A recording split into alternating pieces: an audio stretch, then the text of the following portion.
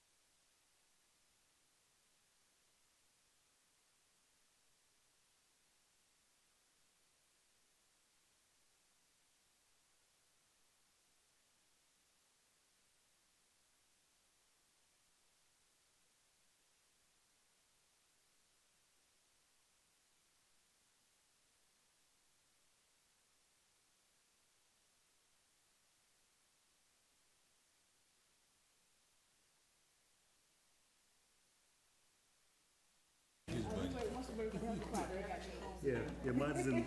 My other one fell out of motion. Bro, don't say that because I will put that out.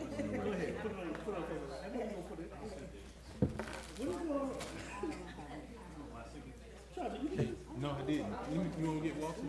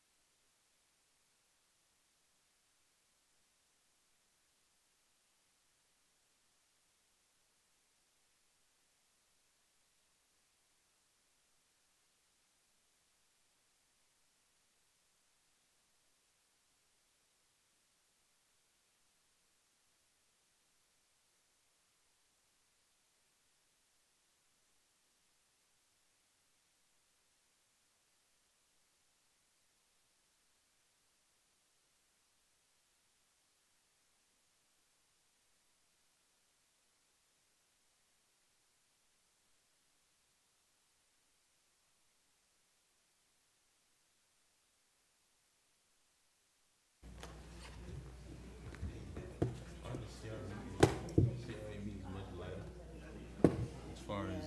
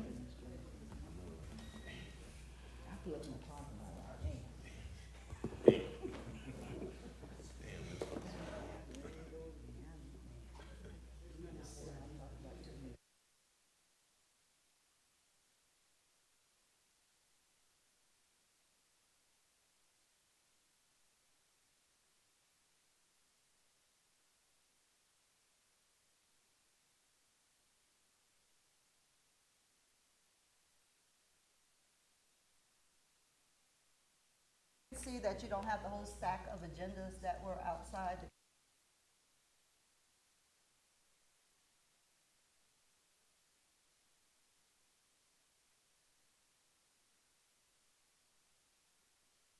See if you can get some more copies so we have some.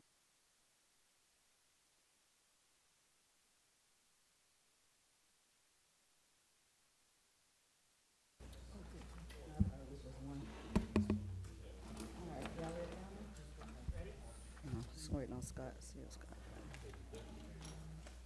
Real good. You ready? I ain't trust it. It's warm. Thank you. You're a good man. I don't care what they say about you.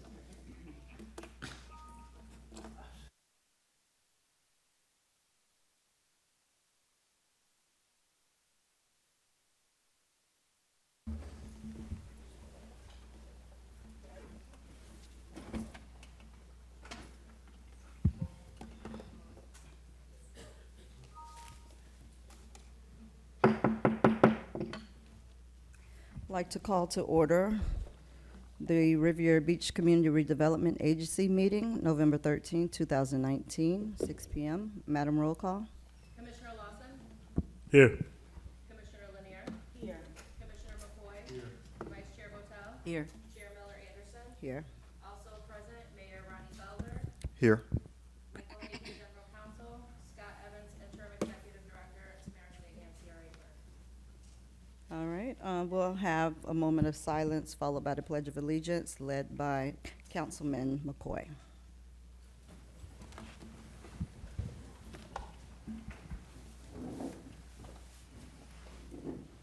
pledge allegiance to the flag of the United States of America and to the republic for which it stands, one nation, under God, indivisible, with liberty and justice for all.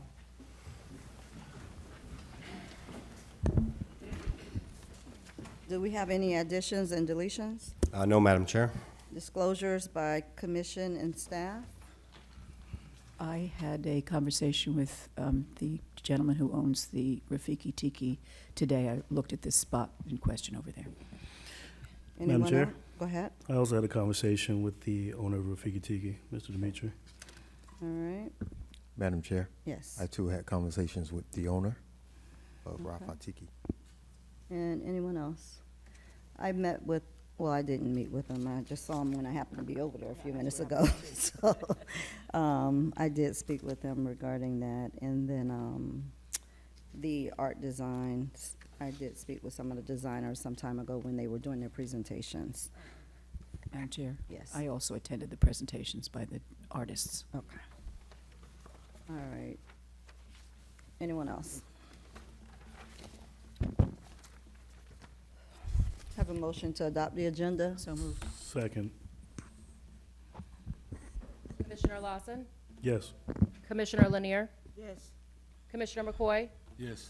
Vice Chair Botel. Yes. Chair Miller Anderson. Yes. Okay. Consent agenda. Do we have any consent agenda We don't, Madam speakers? Chair. I mean, okay, thank you. All right, all matters listed under this item are considered to be routine, and action will be taken by one motion. There will be no separate discussion of these items unless a council person so requests, in which event the item will be removed from the general order of business and considered in its normal sequence on the agenda. We have a motion to accept the consent agenda? So moved. Second. I want to pull an item, Madam Chair.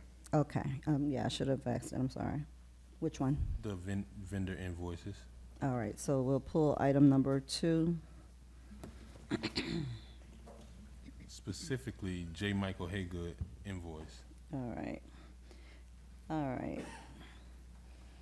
All right, so can we have a motion to accept the consent agenda with item number 2 being pulled? So moved. Second. All right, Madam Clerk?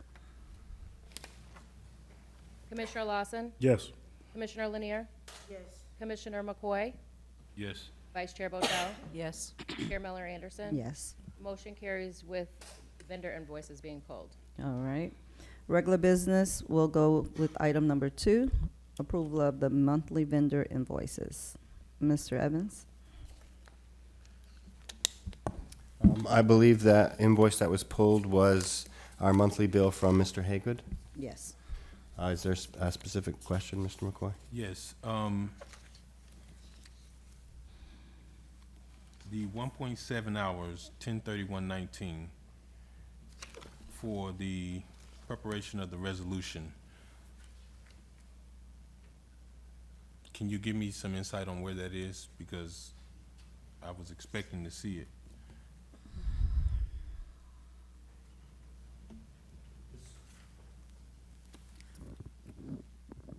This is the resolution relating to the selection of the developer authorization to negotiate. That's the question. Do we have a finalized or draft copy? Oh, we have the resolution that he was working on was related to the construction contract that we've been developing for the item. We elected, when we do our approvals to enter into negotiations, we do those approvals just as a standard board action at the meeting. So I believe that was related to the contract that we are developing for construction of the property if the board elects us to go ahead and negotiate. Is that correct, Mr. Haygood? Which one was it again, Commissioner? It was the last one on your invoice for 10/31 was the date. Oh, the preparation resolution selecting the developer for Marina Phase 2? Correct. Yeah, well, the status, we finally got approval from all the parties involved, the city and also the developer. We just got it finalized, so I don't know if you're gonna pull up an agenda or not. You said the last item. Yes. Yes, what? I mean, Yes, my it's- question is, I'm looking for the resolution. Oh.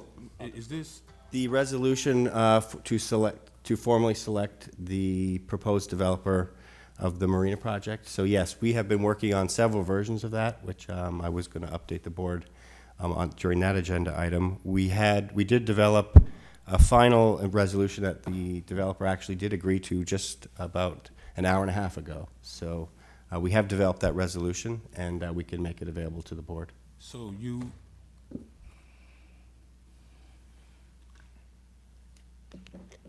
okay, so you're gonna make it available to us tonight? If you would like, yes. We didn't have time to put it on the agenda, of course, when we put the agenda up, because we've been negotiating with the developer.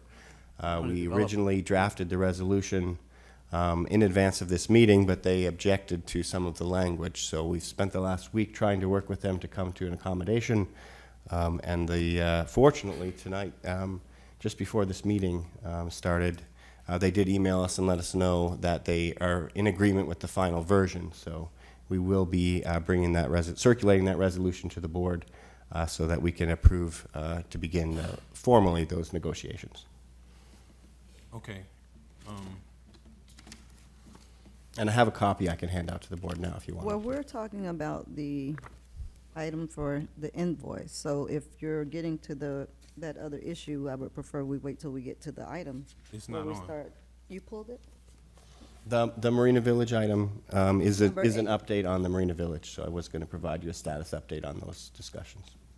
It's number 8. Well, I see number 8, but I didn't think that was relevant to the actual resolution. It just, when I looked at it, it spoke of Rafiki Tiki. Yes, it was also an update. The resolution was not ready by the time the board agenda was done, since we just finalized it this evening. So that's why it's not up on the board agenda. And there were 3 parties involved, not only the developer, but also the city. So we were trying to go with 3 different parties and trying to get a document that was acceptable to everyone. Madam Chair? Yes. So, Mr. Haygood, so as a follow-up, you spent 1.7 hours, and we've been through draft versions of this resolution. Additionally, if you could estimate how much more time has been put forth in developing this resolution, because if I'm hearing you correctly, you said you guys only started on this a week ago and revisiting No, the this. first draft was circulated a week ago. Okay, so can I expect to come back in the month of December to have a resolution? I'm sorry, to have an invoice for twice that amount, or what? Like, Oh, I can't tell you, but it certainly, the majority of the work was done at this time, and whatever changes we had to make based upon suggestions both from the developer and the city. okay. Thank you, Madam Chair. All right, do we have any other questions or comments regarding item number 2? All right, Madam Clerk? Madam Clerk? We need a motion. We need, Commissioner Lawson, Yes. need a motion on number Yeah, we two. do need a motion, please. We need a motion in a second. So moved. I didn't You need to motion. make the motion. I'll make a motion. Okay. Take a second. Make a motion to do what? To Approve the approve vendor this item, invoices. this payment of this invoice. Of all of them. No, just the second one that was pulled. We just discussed the second. It was All of the them. total. He only Oh, all right, discussed that fine. one, Then the I approval make of a monthly motion to vendor approve the invoices. vendor invoices. Second. All right, Madam Clerk? Commissioner Lawson, Yes. Commissioner Lanier, Yes. Commissioner McCoy, Yes. Vice Chair Botel, Yes. Chair Miller Anderson, Yes. motion carries. Item number 3, regular business. Clean and Safe Program updates. It says neighborhood safety kit update. Is Yeah. that different? No, that's the same, Madam Chair. This item, the CRA budget approved a series of safety initiatives that we want to make in the homes within the neighborhoods in the CRA. And we're going to be contacting many homeowners in order to try and get them to participate in this. And we wanted to provide the board an update on what will be involved in that program and how we propose to introduce it to the community. And Mr. Nehemiah Spence has a presentation for the board. I have one second, please. Can I get an agenda that is up to date? Because the one that I got here says neighborhood safety kit update. On Novus, it says clean and safe program updates. So we have 2 agendas. Because the Clean and Safe program looks after the neighborhood safety kit, it is the same item. I I'm know, not but sure I why. would like to have an agenda that says what we're talking about, so we don't have 2 different ones. Thank you. All right, go ahead. Good evening, Madam Chair, board members. My name is Nehemiah Spence. I'm the Operations Manager for Riviera Beach CRA's Clean and Safe Program. This is an update on our neighborhood safety kit and also our Clean and Safe Ambassadors Award ceremony. As you may know, the CRA team received the 2014 Award for Excellence from the American Planning Association, Florida chapter of Clean and Safe Program. And in that was our action plan that included our safe design and self-test strategies that was effective resource to impact real and perceived safety concerns. Also, we met with residents and key stakeholders within the community to see what were some of their concerns. The Clean and Safe program is a valuable asset to the continuing growth and development of our city.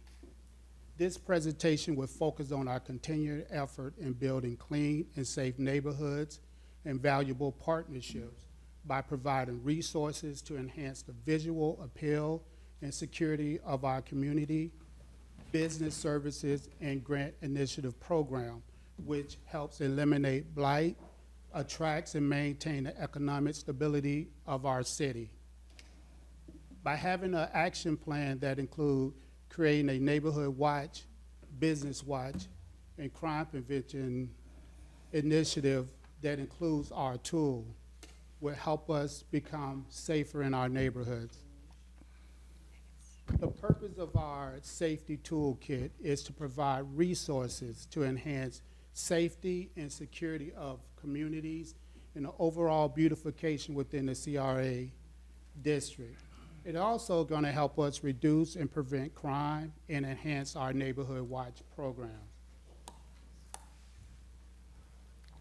Included in our safety kit is our Ring doorbell. We'll continue with our smart water, exterior motion sensor lights, smoke detectors with a 10-year battery life, and uniform addresses. And we'll have our yard and window signage also. The timeline, we have our research and development, which runs from November to January, and that will include creating our application process, instruction sheet, notice of upcoming security giveaway, help us with recruitment, volunteers and community partners, and train our staff, volunteers, and partner on the installation of tools. Identify communities within the CRA that will receive these toolkits. Our marketing outreach plan will run from January to February, and that will include creating flyers, putting our information on Channel 18, giving this information out at our neighborhood watch meetings. We will have this information and hang them on the doors in the targeted area. We'll put this information on social media, and also we'll meet with some of our key stakeholders, our churches, to get this information out also. The application cycle opens to our targeted areas from February to March, where we'll have our application review, would also be from February to March. We want to mobilize in April and have this completed by June.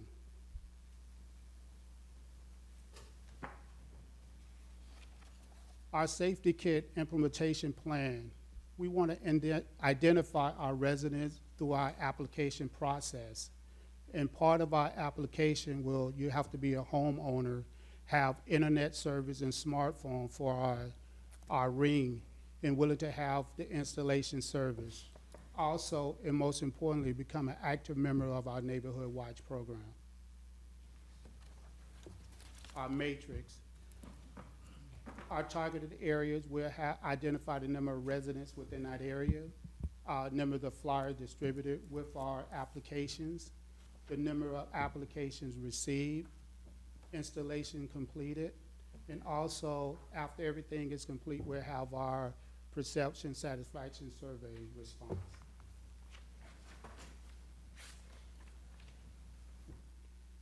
Is there any other question? I'll go to our Clean and Safe Ambassador Award ceremony. Do we have any questions, comments from the board? All right, go ahead. As you may know, we had our Clean and Safe Ambassador 5th year award ceremony that was held on October 22nd at the Event Center. And this award ceremony was to really show appreciation to our ambassadors, citizens, and our partners. Ambassadors, citizens, and partners are critical to the redevelopment. Without them, we would just have cold buildings. To have successful redevelopment, the community must be involved.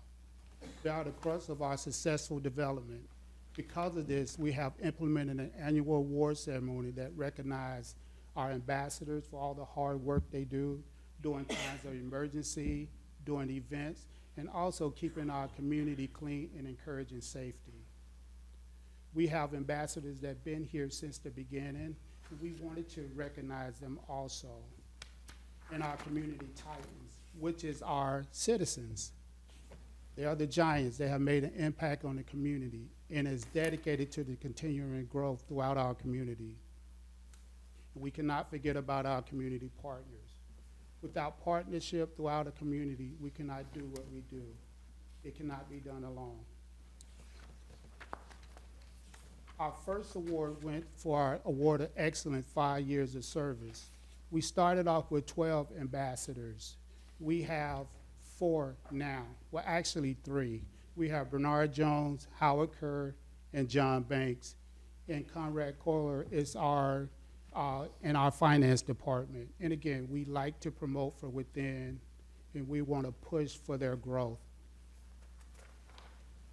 Our partnership awards, and again, we couldn't do a lot of things without our partners, and that went to the Riviera Beach Police Department and our Parks and Recs Department. One of the things that we wanted to do is to create a leadership certification training program for our supervisor and also our senior ambassadors to get them the experience on leadership, supervision, training. Those awards went to John Banks, Chris Anders, Alfred Jones, Bernard Jones, Richard Williams, and Christopher McCullen. Our Rising Star Award went to Irie Perry, and our Extra Mile Award went to Alfonso Jones. Our Leadership Award went to our Event Center Supervisor, John Morey. And this is one of the most important awards to me, is our Citizen of the Year. And I went to Mr. Arthur Mathis. Mr. Mathis been here since the beginning. He was one of our first neighborhood watch coordinators. He's always doing what he needs to do within the city. He's dedicated, and anything that we need, he is always there for us. And we had our Ambassador of the Year award that went to Mr. Christopher McCullen. He is our Clean Team Ambassador, but he's also certified in Master Gardener, where he helped ensure that our gardens are up to par. He does a lot of volunteer work at our elementary school, West Riviera in Lincoln, and also at the garden at Revival. He helps out at the Lindsay Davis Center, and he is instrumental in building the garden on Singer Island. And that is my presentation on this.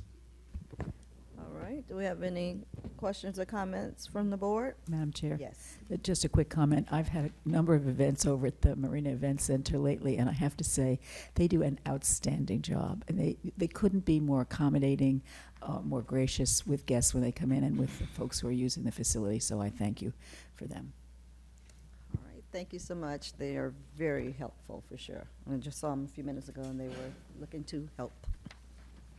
All right, our next item, item number 4. A resolution of the Board of Commissioners of the Riviera Beach Community Redevelopment Agency approving and authorizing the execution of the professional services agreement for informational technology services between Constant Computing LLC and the agency for a term of 2 years with a 1-year option upon the same terms as the original agreement for an annual amount not to exceed $85,140 with a 9% contingency for a total annual amount not to exceed $92,802.60, amending the adopted 2019-2020 budget to increase the IT services budget by $31,802.60, and decreasing the agency administrative budget by the same, authorizing an appropriation for the first year from the fiscal year 2019-2020 amended budget, providing an effective date. Have a motion? So moved. Have a second? Do we have a second? Second. All right, Mr. Evans?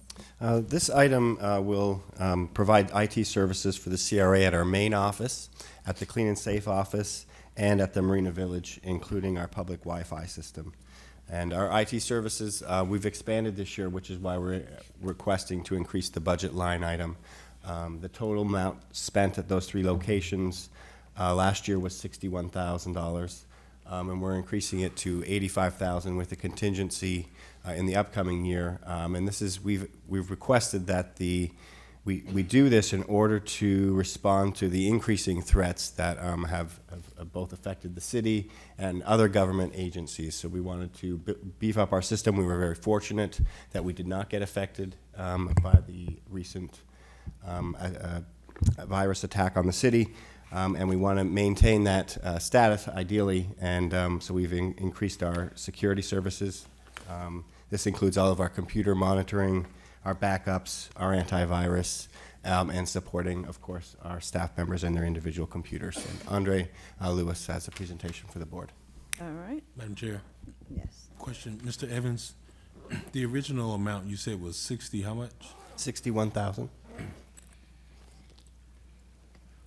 And now you're asking us to go to 83, I believe, 85? The contract amount is for $85,140 with 9% contingency, which is a total of $92,802. So procedurally, just a couple questions. In the title, it says with the same terms. Clearly, the terms aren't the same if the prices increase from 61,000 to 85,000. And I really am concerned with asking this question because we're in the month of November. We're not even 45 days into our new fiscal year. Is this something that is not accounted for during our budget? Yes, we have a budget line item for IT services. It was the same as the previous year, $61,000. Well, I mean the 85. That's for 1 year service, so that wouldn't be an addition. That would be for to get us all the way to September 30th. Okay, so here's what my concern is. So it appears that we have an omnibus item that we're about to vote on. We're about to amend the budget and also grant a resolution.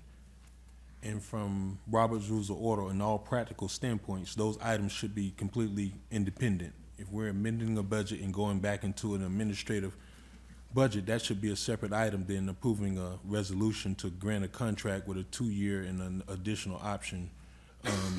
So we're creating an omnibus resolution that captures all when it needs to be severed.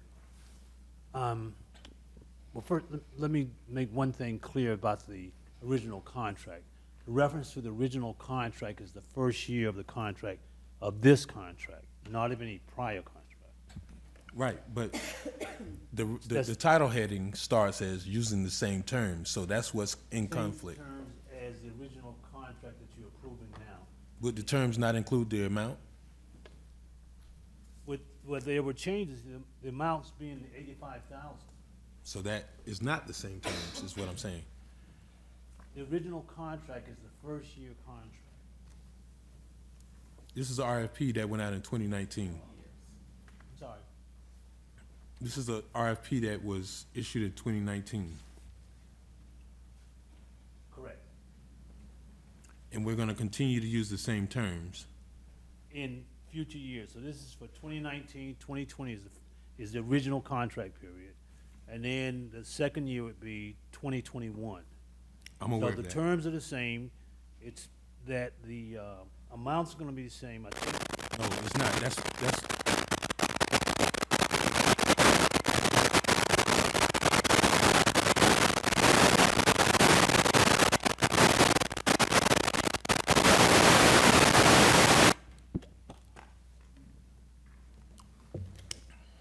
may I, Madam Chair? Yes, go ahead. So that's exactly my point. So you said the terms are the same, but the amount isn't the same. So my question is, if we went from 61 to 85, But again, the 61 was an old contract. That's not the original contract. so don't use the title that the terms are the same. Because if you're saying the terms are the same, we would just be essentially doing an extension. We were referring to the first year of the contract is 2019, 2020. That contract is for $85,140.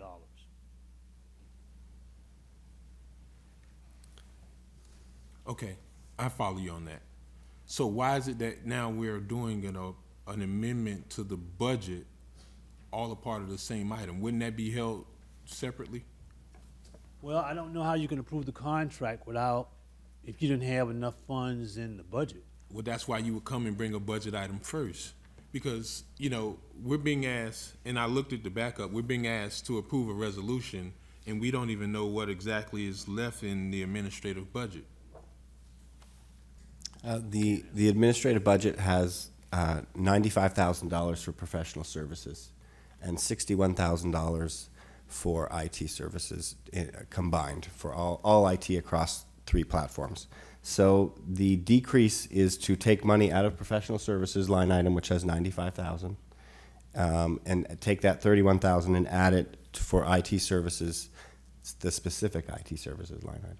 Okay. Well, Mr. Evans, I'm certainly not debating the need of it, but it just makes it very clear when we do a budget amendment, similar to how we do it on the city side, when we remove money from the contingency, we know what's in the contingency, and we know what it's going for. In this case, we're being asked to approve both 2 items, 2 different, 2 action items, all into one resolution, and that's not common. And it seems that one item isn't germane to the next. And we could do a separate resolution in the future. Well, going forward, but it's confusing when you look at the backup. I was expecting to see what the ledger account was for the administrative budget. Without debating it, though, you couldn't approve a contract unless there was money in the budget. Absolutely. So, But, Mr. Haygood, I'm glad you brought up that point. But if the board desired to do something, or we had something that came up in 2 months from now, at least we would know what's available in the administrative budget, as opposed to what we see here now. We don't have any backup concerning what's available. You guys consider it the administrative. I guess on the city side, we consider it contingency. But I just never, you don't mix the two, Mr. Haygood, because it's not germane. We're essentially speaking of two different things. We're amending the entire CRA budget as well as approving a resolution for RFP. And if the RFP, by my understanding, came out in 2019, I just think this is something that we could have had a conversation about 2 months ago in increasing this whole entire amount or scope of the RFP. I mean, we just approved the budget, so that's, I mean, just going forward, you know, I just want it to be clear as to what we're doing and not some omnibus that you gotta dig down into the weeds to figure out exactly what we're doing. And we will separate those in the future. Thank you. All right. Madam Chair, Yes. I have a concern, as well as Mr. McCoy as well, in terms of, I feel like, it's a bit of poor planning and administration, and it's kind of keeping us in the dark in terms of what's happening here. First of all, there's 2 years here, and the contracts, I don't like 2 and 3 year contracts, especially if they're RFPs. They should go out to bid each year if you're going to look for the best price. And also, the city, the CRA should look into having the city provide this service and see if it would be cheaper.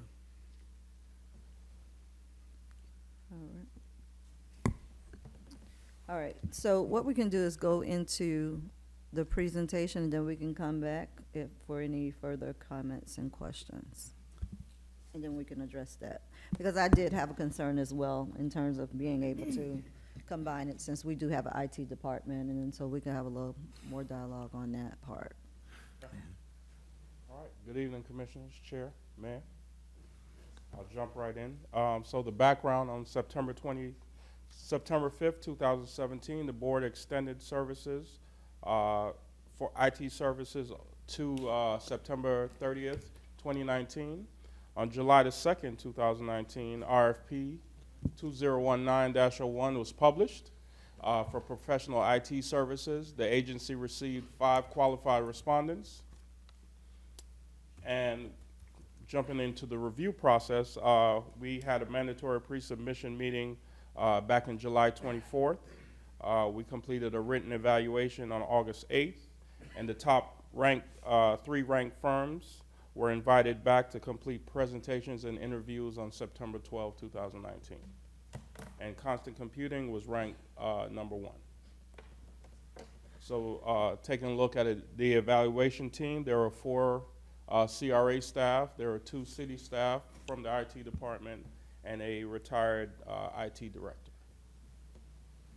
The budgetary impact, we are requesting for Constant Computing LLC to provide IT services with a 2-year contract and a 1-year option for us to exercise for $85,140 with a 9% contingency not to exceed $92,802.60. All right. Madam Chair? Yes. If the board would like us to consider having the city provide our IT services, that would of course be a lengthy discussion followed by city budget amendments, personnel changes, all of which would take quite a bit of time. So the CRA does require IT services. We were very thankful not to be included in the recent very expensive issues that the city's IT had due to the attack of the city that they experienced. So we would like to continue our services with our private provider, which is why we put out the RFP. However, if the board would like us to explore that option, we could begin meeting with the city to explore what kind of cost impact that would have. But I would ask that the board approve us for at least for the year coming up, so that we have continued IT services, which is obviously very important to maintaining the CRA operations. Madam Chair? Yes. So, Mr. Evans, as to kind of piggyback off of Councilwoman Lanier and Councilman McCoy, This RFP was issued back in June? Yes, Okay. July, sorry. So in July, this RFP went out, and we had how many responding? 5 respondents. 5 responding. So at that time, prior to us approving our budget, last month, we had responding agencies, so what we budgeted was inappropriate. What we budgeted was the inappropriate amount for what we would approve on our fiscal budget 2019, 2020. Yes, we budgeted the same amount that we had budgeted the previous year. So what I'm seeing and hearing is that was just poor planning on our behalf when it came to the IT contract, because we saw what the bids were coming in at prior to us approving that budget. When we were developing the budget, we didn't know which IT services company was going to win the RFP, which is a competition for not only price, but for the best company.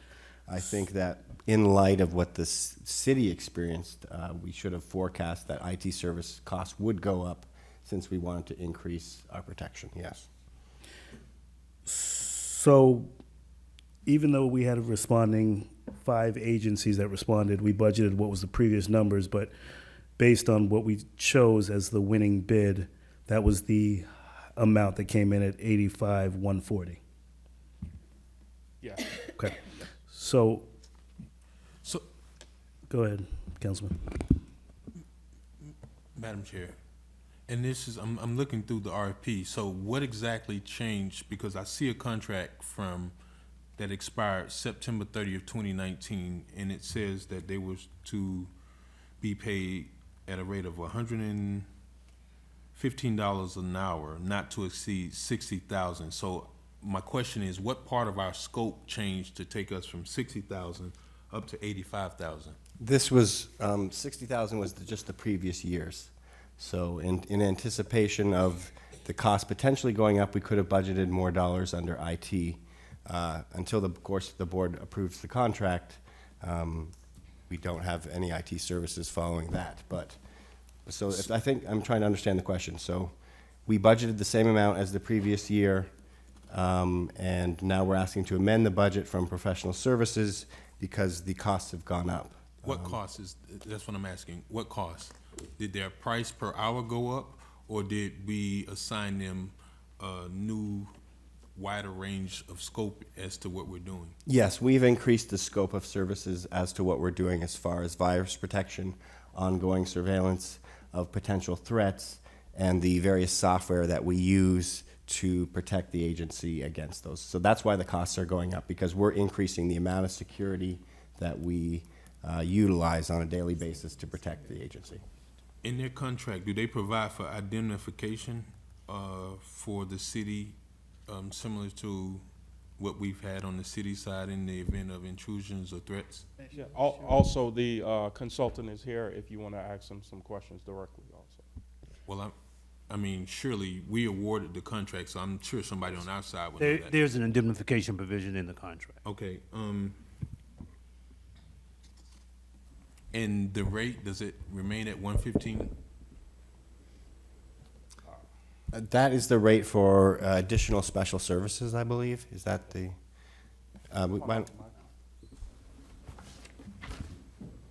The amount that you're being asked to approve tonight would be the total maximum cost that they could exceed in a regular budget year. Yes, sir, and I understand that, Mr. Evans. I just know from any person, if you know that $100,000 is your ceiling, guess what? You're gonna work to $99,999. But I wanna make sure that staff is comfortable with saying that we have to expand our scope to make sure that we have sufficient virus protection and the ability to have backup and whatever other apparatuses that we need and software that we need that can justify $85,000 with a 9% contingency. We not only just went from 60,000, it seems like we increased the whole 32,000, because if you build it, they will come. If you give them a limit of 92,000, some kind of way they'll build us for that amount. So what I'm asking Mr. Evans, Mr. Haygood, and Mr. Lewis is their justification, because I've said this before, we have to bless our RFPs, so we need to see all the responsive submittals when it comes back to us, and not just well, we anticipate that this might happen. And let me tell you, I appreciate that we had the appropriate safeguards on the city side, and I thank you guys for being open to possible threats. But I just want to make sure that we're not just giving someone a budget to work right up to the very amount that we budgeted for, because that seems to be what happens when you don't monitor these things. I can also give a little bit of feedback from the evaluation team, also from the city side. Looking at the other respondents' RFPs, you can tell that we needed a more, the tone of the conversation, we needed a more robust IT service. And what we were asking for going into the new year, the bids that were coming back, in addition to the RFP, some were higher, some were lower, some were lowballing us in such a way that hourly we would go way over that scope. So we kind of saw that, yes, we needed a bigger budget to give you a climate of what the conversations were and what the RFPs came back. Just one last question. Staff, what was the premise for us giving an option for an additional year outside of the 2 years, as opposed to what we've been already doing? For all of our RFPs, that's the standard that we've been doing as a rule. So we'll approve a certain number of years, and then if we like their services, we'll have to come back before the board to extend them. And that prevents us having to do a number of RFPs. Obviously, that's a lot of advertising, time to review.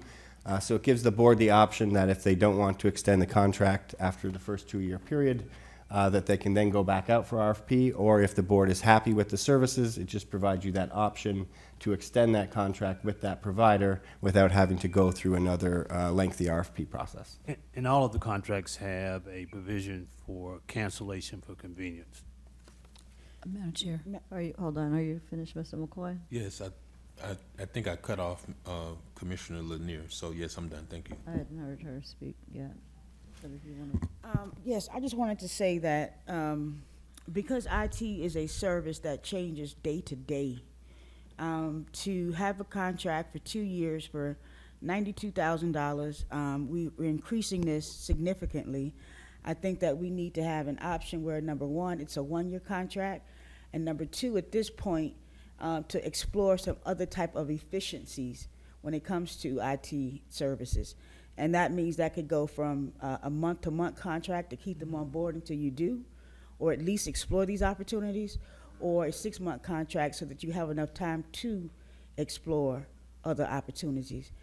Because this is a significant amount of money, it is going to take a budget change to actually do it. And I think that it would be in our best interest and in the city taxpayers' money best interest to be able to explore some other efficient opportunities other than what we have before us. Madam Chair? Yes. I would be happy to do an analysis of the amount per employee or per computer that the city spends currently on IT versus what the CRA spends, and we could bring that back to you for your further review in the future. But not, I'm sorry, Madam Chair, but not only that, you're going to be looking for, as I said before, looking at the city in terms of them providing the service, and also looking at other efficient opportunities for IT for your 3 spots.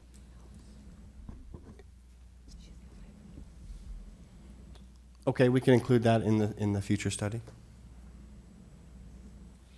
That's it, Ms. Yes, Lanier? that's it. Dr. Patel? Madam Chair, thank you.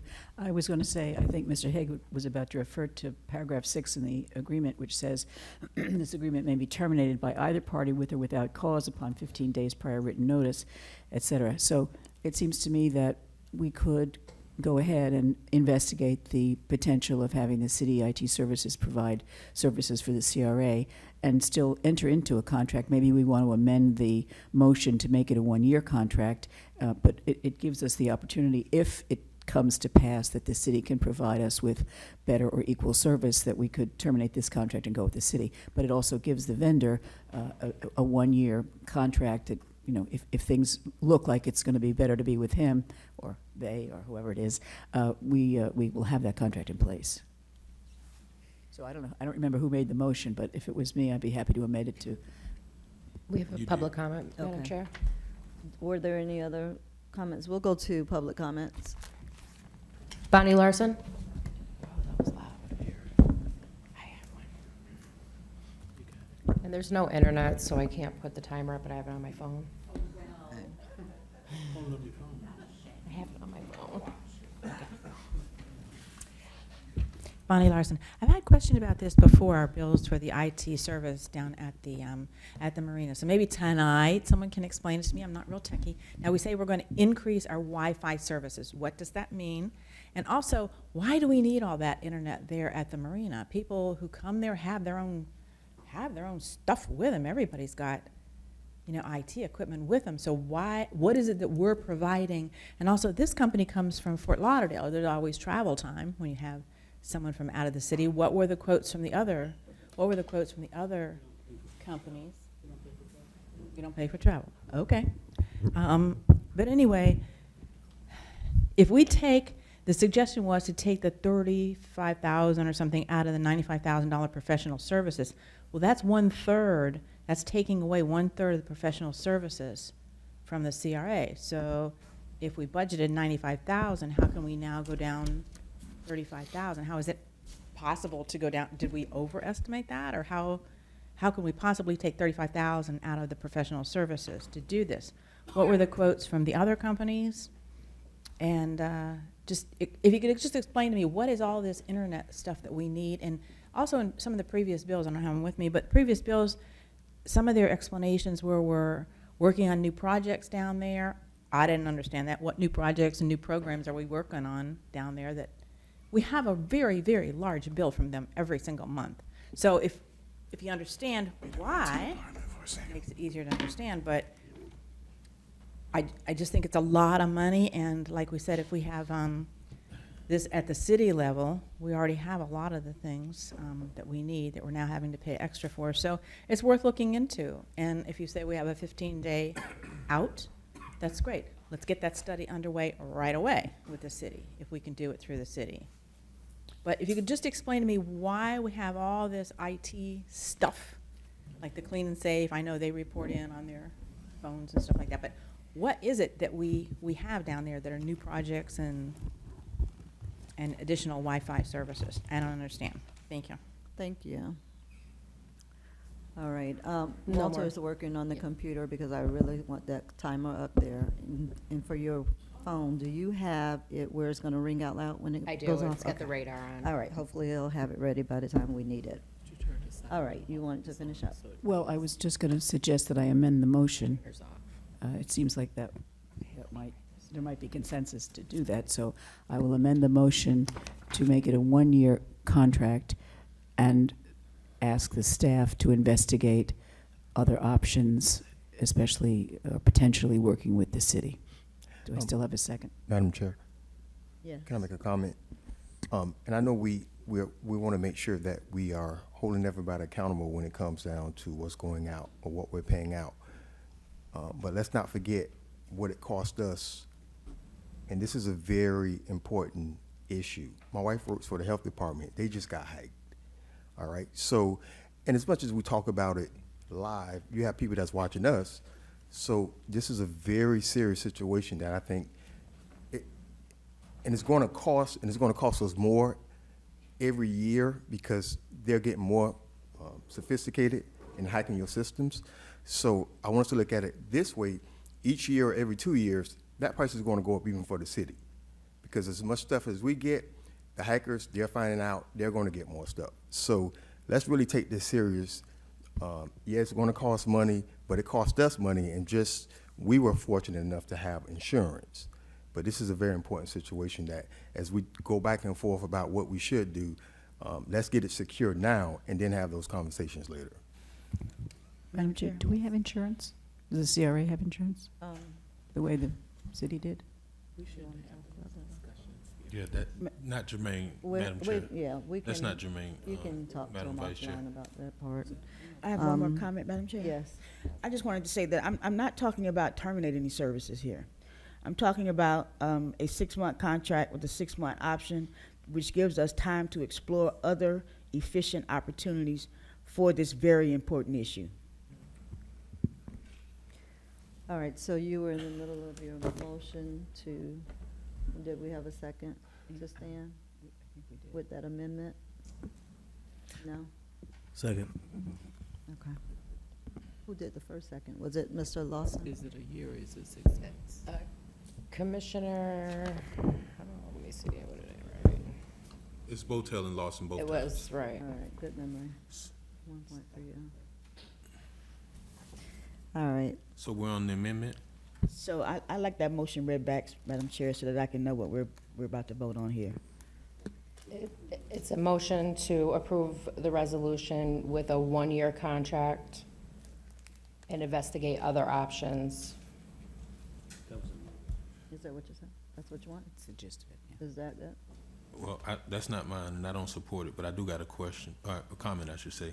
So if you, members, if you'll notice, this contract has already expired, so I guess technically we're in a holdover state, and we're already using them. So I was actually, and respectfully I'm saying this, I was more along in support of what Commissioner Lanier was suggesting. I think 6 months is adequate time for us to reevaluate our scope and not an entire year, because if we give them a year, then we may have to go back out for another RFP. I want to make sure that we at least have in front of us, and unless you go back and look at the RFP, you don't know what the scope was and the nuances, but I don't support a whole entire year.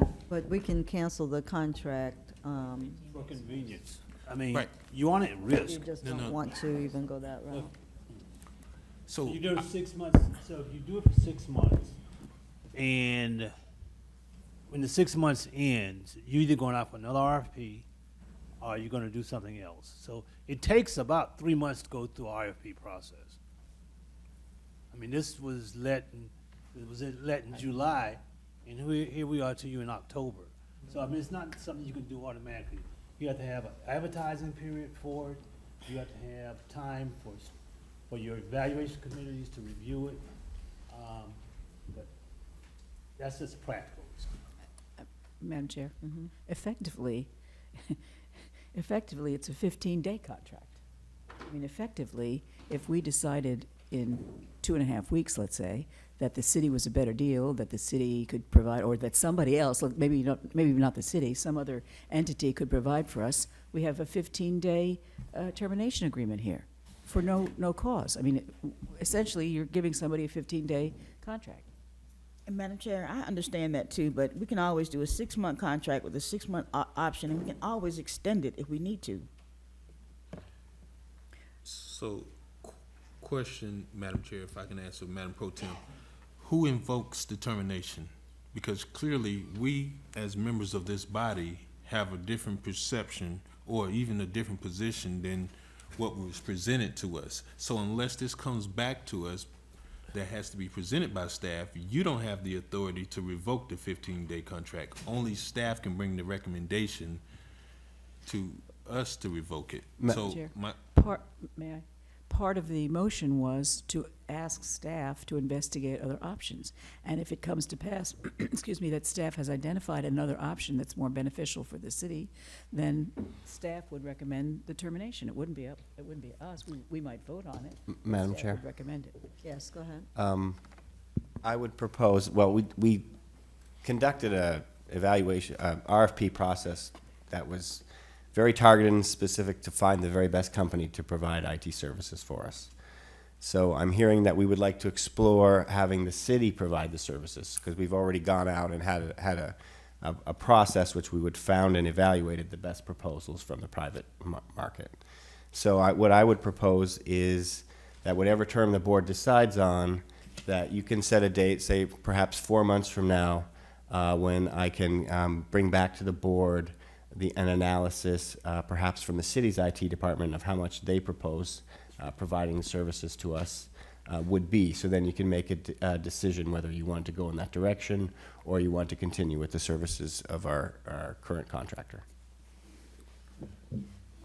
Now, what I would say is, going forward, I do want to make sure that, we don't set the tone that we put out bids, people bid on them, and then when it gets time to vote on that, we want to do away with them all the time. But I think what's going to have to happen is the staff is going to have to be a little more proactive in doing the research before and looking at that option of whether or not that could have happened on, we could have did it with on the inside before we even had the discussion of going out for bid. Because those are some of the conversations that we probably could have had ahead of time and been able to decide whether or not that was something we wanted to do, particularly if we were looking at increasing the price. So I just think that that's something staff really needs to be more, maybe try to look a little more into how we can have some cost savings versus just going with the flow of doing it the way that we've always done it. Especially if we're hearing now that we have a board that wants to try to make sure we cut costs in areas. So hopefully we can tackle this on the beginning and not on the end and have to try to, throw things out or have to change the amount of the terms at this point of the game. So I just don't want us to, because I just don't want more people will not be bidding on our stuff. So, but at the same time, we do want to be fiscally responsible. So I'm not just going to vote on something just because they went through the process already. But this is something we probably need to have a conversation about prior to we getting to this point. So with all of that being said, yes. Let me say, so when I started this, and I say this respectfully to everyone's position, it wasn't my idea to suggest that we take this to the city to see if it's ran more efficiently. No, that was something Ms. Lanier said, and then I said the same thing. But let me tell you why. When we first took office, and I had this discussion with Mr. Evans about how we could look at some of the efficiencies, and Mr. Evans talked to me, I have to delineate. Mr. Scott Evans talked to me about some of the services that was being done in the website services and how quick it was for them to get something up on the website. And I said to myself, well, yeah, but I think it works better when we can consolidate all of it. And he says, well, I don't want to have to rely on the city when I need to get something done expeditiously.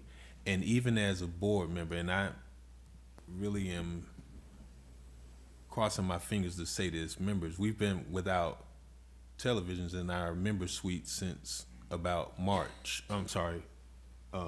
April. Oh, I So thought I was the only one. so my thing is, I don't want to put some pressure on our city's IT department to slow down the operations of the CRA. And to my surprise, after speaking to Mr. Scott Evans about this, we had the cyber attack, and it was like, ouch. This is exactly what he kind of didn't say, but he said he likes to have his systems in a controlled space that's separate. That way he doesn't have to rely on, the 536 employees or however many users of workstations at the city. So my only aspect of bringing this up was purely from the financial, and I don't believe that it's sufficient to combine this with the cities because, Q Alerts is a new system now, and we just have to put in a request, and however long that takes. And I don't want the CRA to be bogged down by, that level of, additional supervision from another agency. So I support the idea. The price just didn't seem to go well with me. All right. Okay, so are we sticking with the motion that you presented? Okay. All right. Madam Clerk? What is the motion? I'm Yeah, sorry. exactly. She just. 1 year with We're the asking investigate staff- other And options? we're asking staff to at least look at other options. You're still on the 6 month? You want 6 months? Is that? I did want 6 months. Okay, but we're gonna have also- to vote this one up or down. Yeah, and but then- also we were talking about the fact that this was 2 issues in this agenda item. So how are we going to rectify that? I think they said going It's- forward, they would not. It's legally acceptable to have that, but what I proposed to the board is that if we have a budget amendment, we won't combine that in future resolutions.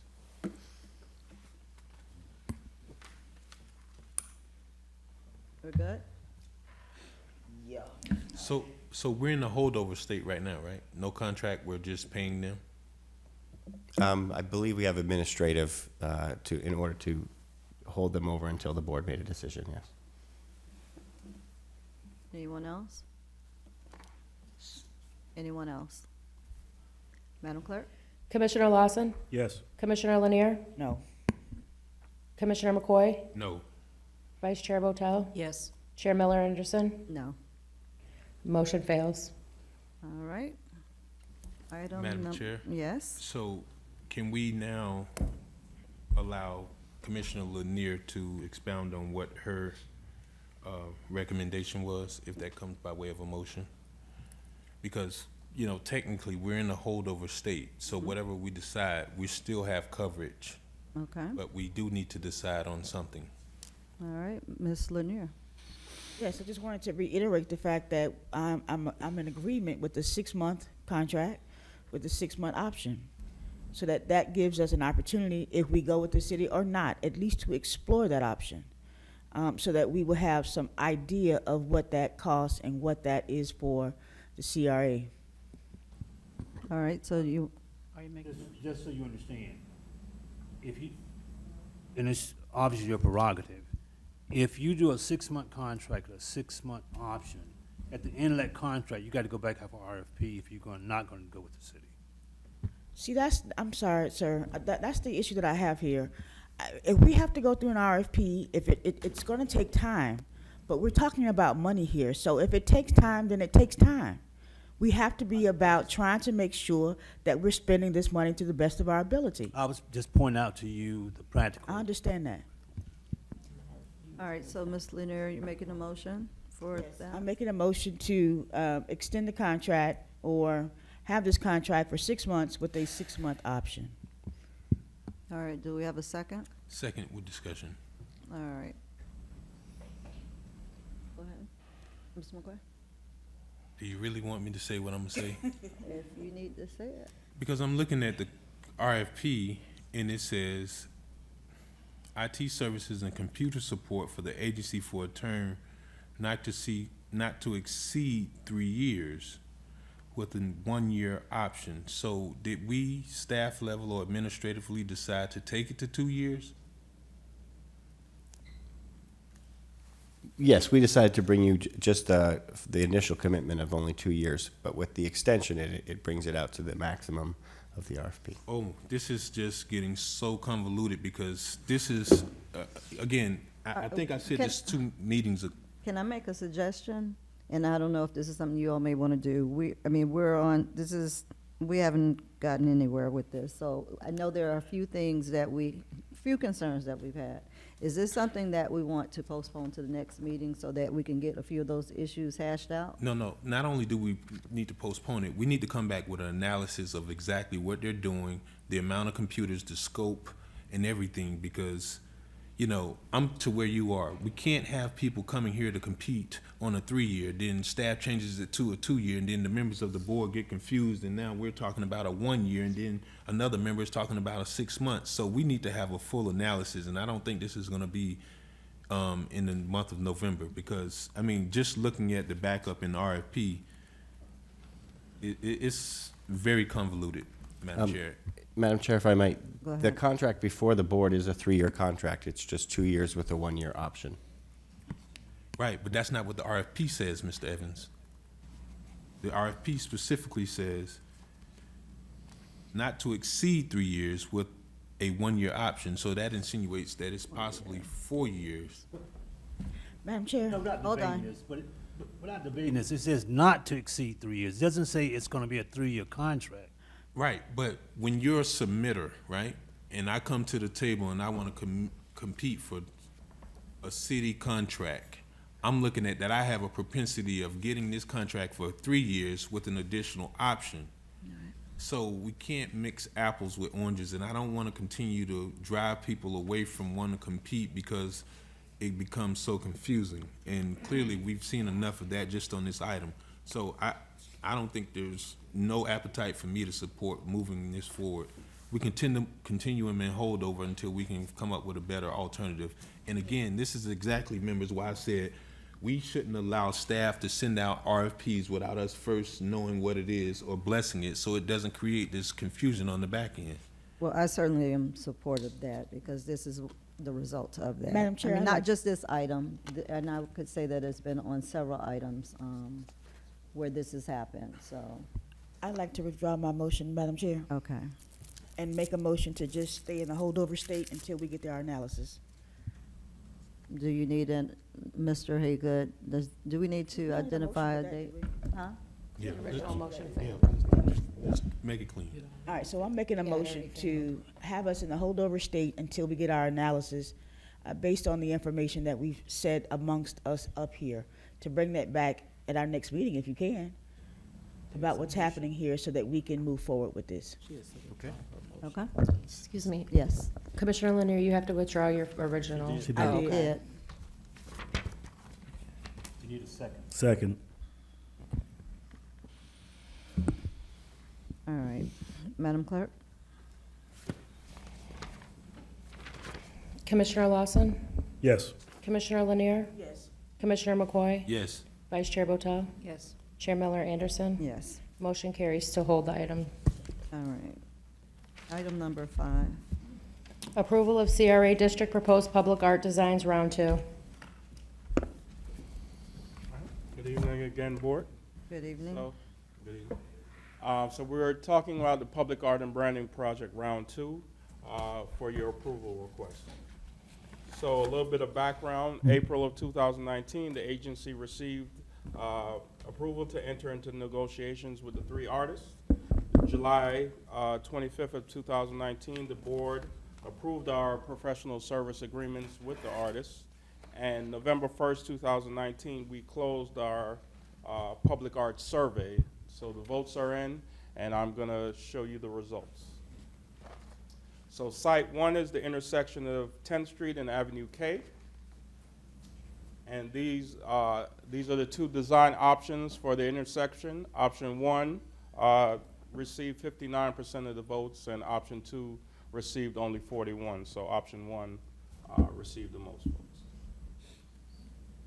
Site 2, the intersection of Old 13th and Avenue F. Option 1 received 62% of the votes, and option 2 received 38. So option 1 received the most votes. Site 3, the wall at the southwest corner of Blue Heron and Lake Drive. Option 1 received 61% of the votes.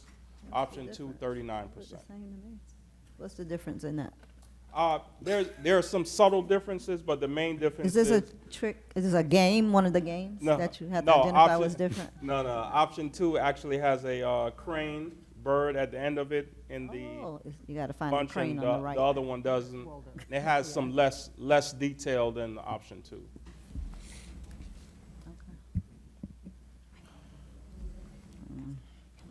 Site location at the west side wall of the building, located at 1261 East Blue Heron Boulevard.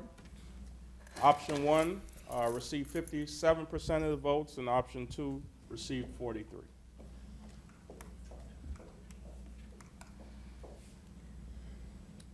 Site location 5, south side of the building, location at 1530 Broadway. Option 1 received 55% of the votes, and option 2 received 45. Option 1 is a female Junkanoo band leader. Option 2 was a male Junkanoo band leader. There was some slight edits to bringing the flag out so you can actually extend to see that it's actually the Bahamian flag. So those were the revisions to the 2 designs. So option 1 received the most votes. North side wall of the building located at 1601 Broadway. Option 1, the Riviera Beach Hometown Heroes, received 54 of the votes, and the option 2 with the children and the educational element to it received 46% of the votes. Madam Chair, your packet also included a mural proposal for the community garden. As you know, we rent the community garden for $1 a year from the owner, which is Mr. Bruce Herring. And we met with him earlier this week, and based on those discussions, he would like to try and work with us to try and work on a mural that had a little bit of a different vision to it. And since their family leases us that community garden site for $1, we wanted to pull it from the agenda tonight, which is why Andre didn't present it. And we'd like to continue to work with him to try and create a mural that not only reflects what the public input we had, but also to try and create a vision that he had for the property. And since they lease it to us, I'd like to remove that one from your agenda item and let us work on that some more with him, and then bring that back to you at a future date for approval. Madam Chair, Yes. were you also intending to do 2 of the murals instead of one that? Oh, yes, Place the last one that was shown, we really liked these 2 options. And what we were proposing to do is to keep both of those artworks, and then to move forward with the one that was rated the highest, the 54%, but then to also find a location in our next round for the option 2 artwork, because we really liked that one and we thought that was a really important one for the community also. Do we have any public comment cards? We have one public comment card. Were you finished with your presentation? Yes, I am. Okay, so we'll go to public comment cards, then we'll come back to the board. Thank you. Bonnie Larson.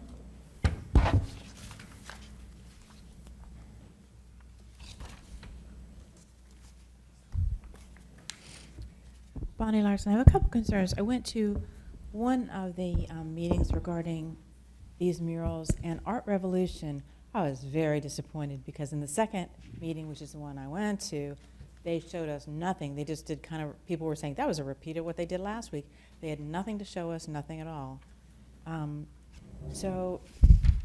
also a couple things here, 1530 Broadway. I asked at that meeting, was that an open building? Was that building being used? And they said, well, I think it is.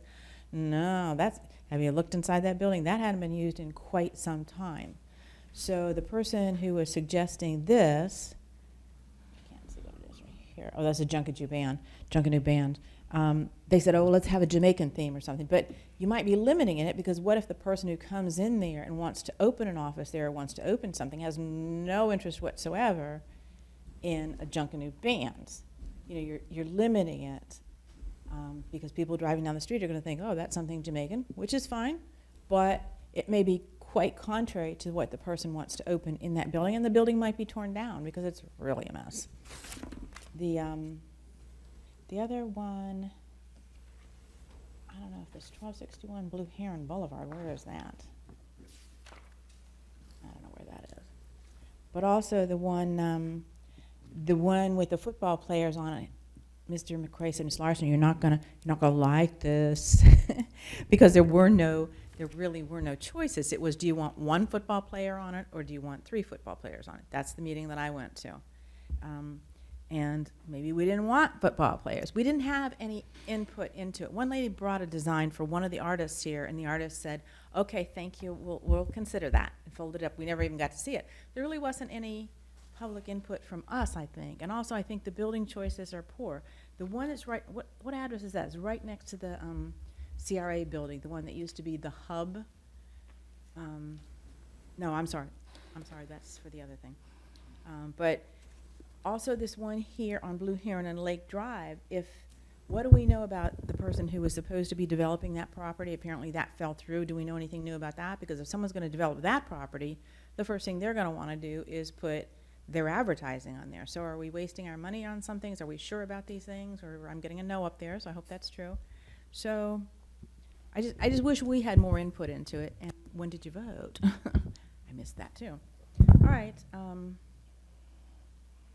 And then we talked about using that Mr. McCrae's designs in the next round. How many rounds are we going to have of the murals? You know, because a lot of the murals, if you were to ask, 95% of the people have not seen those murals that are behind data. Thank you. All right. Mr. Madam Chair? Evans, yes, can you answer? Yes, the walls were selected on the most available large walls that face public right-of-ways, where they'd be seen by the most highest number of people. So that's how we selected those. And of course, before any of the murals go up, all of the property owners must sign a 2-year agreement, which then turns into month to month after that. All of the previous murals that we've done in the past, the property owners are very happy and have no intention of not continuing to feature those on their sites. So it's been very successful. Of course, we were recently awarded, the Florida Redevelopment Association gave us an award for our mural program. We are proposing the last round, the third round, which would follow this one, would be the last one. And based on the public input, we were looking to do a competitive process for that round that would create some 3D ones that we could use to help create some more buzz for our mural program and create one where people like to go and take selfies and then post them. Because I know that the 3D ones have been quite popular. Madam Chair? Yes. And I guess just for some clarity for Ms. Larson, the Junkanoo Band is more of a representation of the Bahamian culture, and that is to support the sister relationship, I'm assuming, while we use that flag, and it's not Jamaican, so just for clarity on that one. Understand your point with the building now is my concern as well. Is that building actually currently occupied? Is that a vacant building? Well, prior to this, us getting the verbal agreement with the operator, it was I believe, a Haitian food restaurant. Okay. And again, before we put a stick of paint on that wall, we're going to get a licensing agreement, so we know that our investment is protected for those 2 years. So if for some reason, businesses change all the time. So if within the time that I've gotten approval and we go back, because we have to show them what we're actually putting on their wall before they sign the agreement. So if I go back and they're like, well, we're out of business, or the owner is planning to knock the building down, then we'll look at a secondary site for that. But So we're a secondary gonna do site. that due diligence also. We definitely want to look for one if the restaurant has left, because my concern is that we put a Bahamian culture flag on what was formerly a Haitian restaurant. They may not want that representation depending on what type of restaurant or business comes there. So let's just make sure that the landlord is one party, but the renter that's actually coming into the building may not want that type of representation on the building if they're going to be supporting a different culture. Yes. So, thank you. How many people participated in the surveys? I believe it was 80. 80? Okay. Any other questions? No, just a comment. I think that there's nothing in the foreseeable future for that wall where the old yacht club was. So I think we'll be quite a while looking at that mural and not looking at any developers' promotional materials. Madam Chair? Yes. And just one more thing for the next round. I'm looking at the hometown heroes. I really think that we should make that a little broader if we're going to be doing some additional murals instead of just athletes, because we have a lot of talent that's come out of Riviera Beach. The chairman of Microsoft is from Riviera Beach. So there's so many different hometown heroes that we can represent. So let's try to get that for the next round. I like this one as an initial, but when we do our next second, our third, and fourth rounds, let's really kind of expand it. Yes.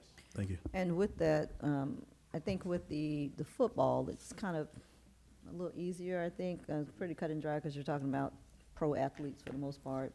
But when we start getting to those other categories, I'm thinking we may need to have some sort of criteria, because I don't want it to be a popularity contest where we're putting people up there who are just popular. Right. So that's definitely something I think needs to be put in place if we start venturing into other categories.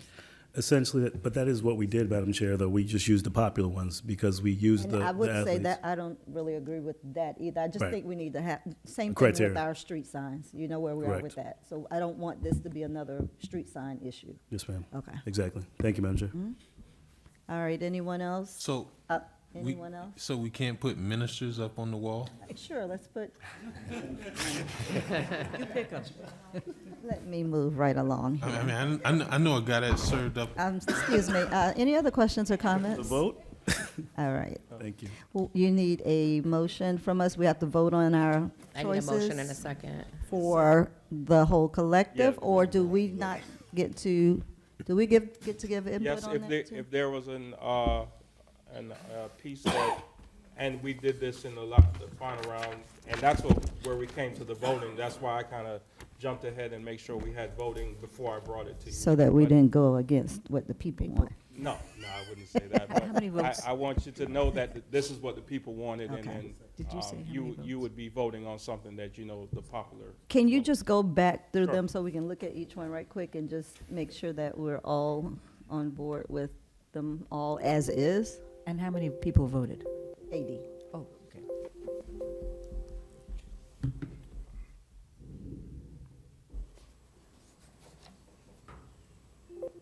I guess no one else to do it.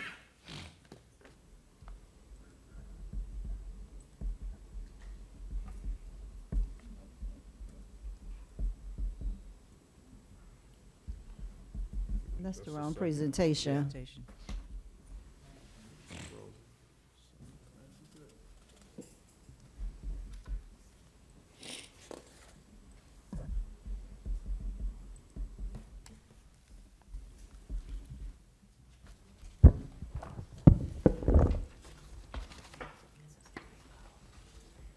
So for some of the smaller, maybe concerns, are they going to be able to go back and make some modifications to it, or are they, it basically is what it is?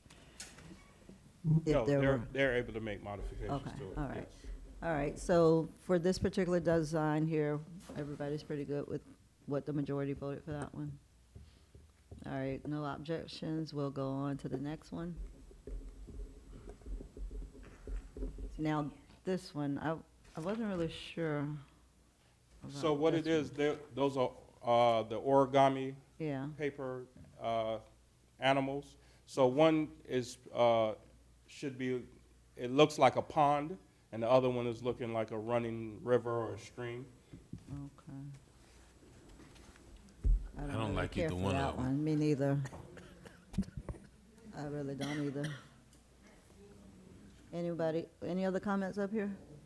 You know, what I think probably happened is, and I'm not sure with the voting, they probably just voted for what was put in front of them unless they were given an option to suggest some sort of edits, you know. Yes, they only had a very limited voting, so it could be that they were voting for between two that they may not have liked, particularly, although they did take the time to do the survey, so I'm glad that 80 people were interested. Yeah.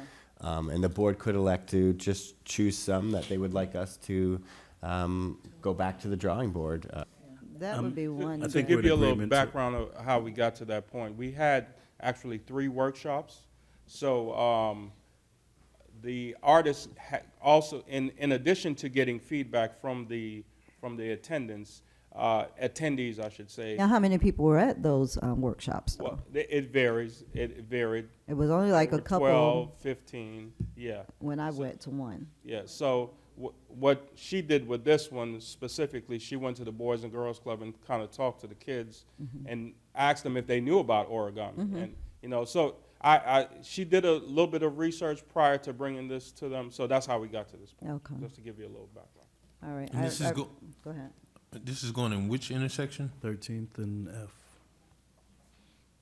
Can you go back? 13 and- Yeah, Can you go back to Avenue, the- a street away from the Boys and Girls Club. Going where, though? What is it It's going the on? old 13th, so if you follow the street all the way down, you come to the. Oh, new it's on the 13th. ground. This is the one that's on the Yes, street. the- Oh, on the- okay, on the okay, not the wall. Yes, yes. Okay, okay. Oh, okay. Yeah. Exactly. I don't like that.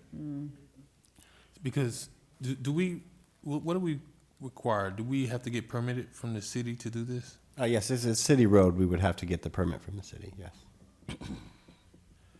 I mean, And we've investigated, so that process is more difficult if it's a FDOT road, but if it's an internal road, then we would just paint it with an acceptable paint, which we've investigated, as West Palm Beach has done a variety of intersections, so. I don't like that because I'm already dealing with something in my district where, here's what I've been dealing with in my district. There's a barber shop that opened and somebody decided to go out and hand paint barbershop on it, and it doesn't look appealing.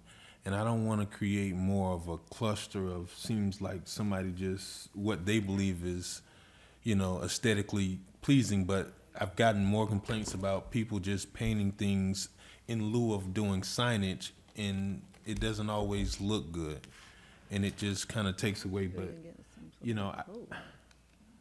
I don't know. I don't see that's not good for us to come into the marina. I don't know. I mean, even from 13th Street and Avenue Ave. Well, If you took a kid down there, they probably would take a moment to try to figure out what that is. It's not something that stands out like some of the other murals. it's the intersection like down off the road. Yeah, and it gets, and then when you actually travel, I know, it's confusing. you really don't even know where the turn lane or your lane ends and begins, and I don't like that. I prefer, if it's gonna be something on the intersection, that is something clear and distinct, and it's something that has some contrast and not just all over the board, because it just kind of looks like somebody just dropped some paint buckets. I'm sorry to the artist, but did you come up with that? Doc? You're hurting my feelings. Can, come back to this, can we? Yes, hold we off can on select this here? one not to move forward on this particular mural, and we can Let us- look at the site or look at bringing something else to you. And Get a I better can- idea of what it looked like with the traffic strips, the lines on the road. Because as I mentioned, I think I mentioned before, the one on Rosemary really confuses me when I'm driving, because the lines really blend and you don't know if it's a turning lane or straight lane. So maybe some of the colors can kind of contrast and maybe be a little more identifiable. And we don't need But to create liability and exposure for the city with some of this stuff. if So we we'll do hold too off much. on that one, okay? Okay. Everybody's good with that? Okay. All right. All right, and this is the one on Singer Island? This is the two that were Okay, very similar. okay, so they just didn't want the crane or over there. Everybody's good with this, option one? Any objections? No. All right, this one here, Big I'm fan of fine that with that one. And this one here? Everybody's good with that? All right, and keeping both, but the one with the football would be the one that actually goes on there. And then you will be identifying another location for the second option Yes. to keep with the academic theme. Who's, I can't see the first name. Who's that? Anthony Carter, Devin Hester, and Abe Abe Elam. And it also has the. The Suncoast Chargers, of course. Yes. I mean Suncoast Not the Chargers. Chargers, the, I'm a Riviera Charger, I'm Beach sorry. The Riviera Beach Chargers. Riviera Beach Chargers. Yeah. There was a lot of controversy about That's the this team one that at won the the meeting that I attended, over whether or not certain people should be called heroes, but I don't know anything about it, so I'm not qualified to speak. The board could also elect to have the Hometown Heroes one be the one that we find a different location for, if you Personally wanted. would prefer that. I mean, I like the one with the little girl, but then I'm an educator, so. I'm fine with number one. The title, I mean, I don't know if we get into what is a hero, hometown hero. I mean, maybe we don't necessarily want to use the title, but I think we could get a fitting title that everyone would be okay with if it's about the title. I'm fine with the athletes, but of course, I'm for academics because I'm an educator as well. But I would like to make sure we are able to use that second mural somewhere. But if if the public went with the 54%, I'm fine with that. I don't have strong Madam Chair? feelings, but Yes. anyway. I'm in favor of dropping off that heroes. That could be somewhat taboo as to what a true hero is representing. And I would love just Riviera Beach Hometown or just a different title. And then using a different mural, find a location for that second one as well. Or perhaps using the mantra, the best city to play, in which to play. Best I mean, city since to- that's a part of our slogan. Yeah, I like that. That's not bad. Give them a massage it a little bit. Yeah. And then incorporating the others maybe into other murals. best city to live, best city to work, and we can create a theme using that with different murals throughout the city. Best city to learn. We can eventually- Yeah, that'd be good. Yeah, I like that. That's in That's nice. All right. Sounds, oh, God, we're on the roll. We're smiling up here. Great. All right. So we're good? Everybody good? Yep. Okay. We need Is a motion. anything, that's the last one? Yep. All right. Need a motion to, So I make a motion that we accept all those that we accepted in our conversation. we have a second? Second. All right.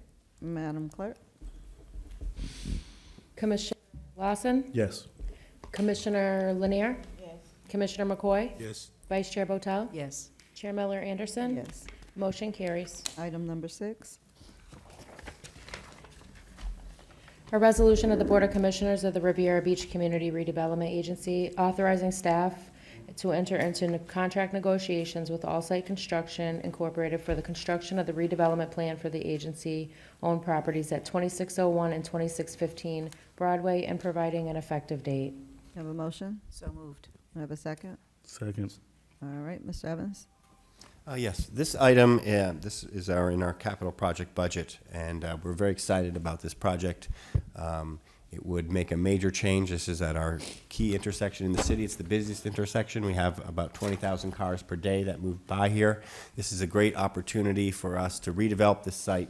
It's the current site where we have a park, and I'll let Andre Lewis, our project manager, he has a presentation with pictures of what we propose to put there if we get your authority tonight to authorize a construction contract. All right. Good evening. Good evening. All right. So this is the Broadway Blue Heron redevelopment project. So our purpose is to gain approval to enter into contract negotiations with All Site Construction to provide construction services for the CRA-owned properties at 2601 and 2615 Broadway. So a little bit of background on this item. So back in December of 2016 and March of 2017, the agency provided several renderings and solicited feedback from the board. November 2017, the board approved final concepts and instructed the agency to move forward. September of 2018, the board approved the contract with the architects to provide architectural planning and design services for these two sites. And this is the procurement timeline. So we started off in May of 2019 with bid ITB 2019-02. The item was published. We had a pre-bid meeting on June 7th. July 23rd, we extended the due date to allow for more time. Yes, so we allowed for more time. ITB submission deadline was August 6th, and then August 7th, we canceled the bid. We only received one respondent at the time. So this item was put back out on the street on August 18th. ITB 2019-05. We had a pre-bid meeting September 10th. October 21st was the submission deadline, and ITB 2019-05 was accepted on October 24th. So these are the proposed items that we are redeveloping: the parking lot improvements, major landscaping and irrigation, signage and fencing, site lighting and decorative lighting around the site, and a large water feature, as you can see, with the Riviera Beach name stenciled on the wall. So the current status is All Site Construction was named a responsive bidder for 2019-05, and the project has already received site plan approval as well as FDOT approval. So we're ready to move forward. Any questions? Do we have any public comment cards? I would just like to add a couple comments, Madam Chair. When the item didn't get only one respondent, and we put it back out, we advertised it in the Palm Beach Post, we advertised it on Demand Star, We advertised it on construction websites. And at our pre-bid meeting for the second time, I think we had 4 or 5 companies who came out to the pre-bid. And unfortunately, only one company, again, provided a bid. We do believe that we can work with that contractor. They have worked for the city and the CRA before. And since we put the bid out twice, we would like to move forward. A couple of things I would like to add. We're bringing this to you now for your authorization to negotiate the construction contract. We would like to go through the scope with the contractor and try and bring you a scope with a cost that has been verified. We'll bring in a third-party estimator. Since we only have one respondent, we're proposing that if we did complete a construction contract and successfully negotiate that to bring before you, that we would bring it along with those that third-party estimate, so that you could see that the final negotiated price is verified by our estimator. Additionally, we had an architect who priced the project, and the pricing was they have exceeded the pricing of the architect's estimate. But we believe that by working with them, that we can bring the pricing within that original estimate. All right, do we have any public comment cards? We have one public comment card. Go ahead. Bonnie Larson.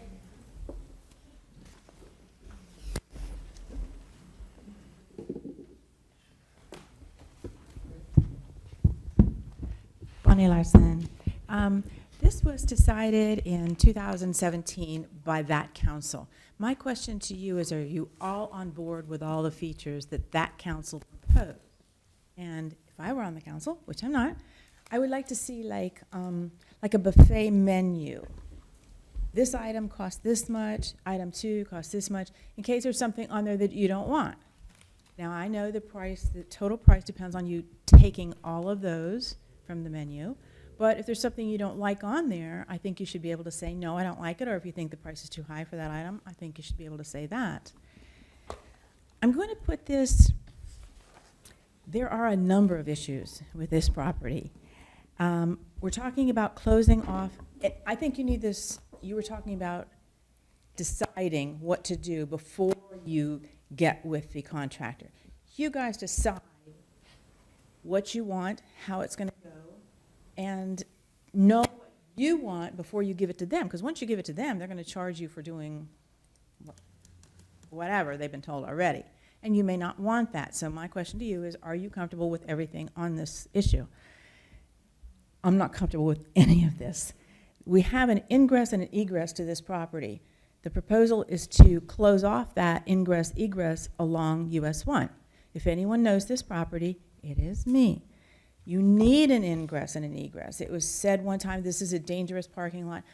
Oh no, it's going to be much worse if you close. Why would you close off? We have something good there.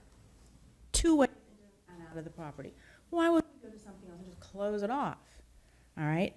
The other day, somebody had to be pushed into there. I can tell you that people who park in there, they come in down 27th, they go in, they head south, and they park. When they go out, they back up, and they go out onto US 1. Now, that's not going to be available for US 1 exit. You're going to have problems in that parking lot. People are going to be trying to back up and whatever. Okay, Butterfly Garden, if you know anything about butterflies, no, butterflies will not live on Broadway. Absolutely not. I'm running out of time here, so now I'm going to say something else. You've got this, you want to replace those wonderful, wonderful CRA lights. I talk about them all the time, how wonderful they are. We want to put up something which attracts moths, AKA bugs. Okay, that's not what people buy bug zappers to get rid of that. We're putting them in. What are we doing? The other important thing, the most important thing probably is part of this property belongs to my family. So if you believe it belongs to the CRA, you have been terribly, terribly misinformed. We have owned that property since the 40s. You're smiling over there at Mr. Haygood. Okay, well, you've been misinformed, and I'm telling you right now, that's part of our property, and nobody's putting a concrete 6-foot wall down our driveway and pulling out our hedge. No one's doing that. So you've been misinformed. Thank you. All right, Mr. Evans? Yes. The parking lot that we're redoing currently does not meet any of the city codes. Currently, you have pedestrians and people who are parking, walking across the entrance, egress, and exit that was referenced. So it's actually a very dangerous situation. The revised parking plan would implement a new parking lot based on the new city standards. It would also increase the parking and create a safer area, and it would provide a landscape area adjacent to Broadway, which would enhance the beautification. And of course, we will continue to meet with Bonnie and provide her with information related to her inquiry. There is a portion of the property which we own, which abuts up against the property that Bonnie Larson owns. The reason that we would put a wall there is to comply with city code, which requires a wall separating commercial property from residential property. And we will, of course, follow all correct legal requirements. And Mr. Haggard, if you just want to comment on the ownership. Yes. Mrs. Larson contests the CRA's ownership to the property. The property was acquired, I don't remember the year. We had a title policy done.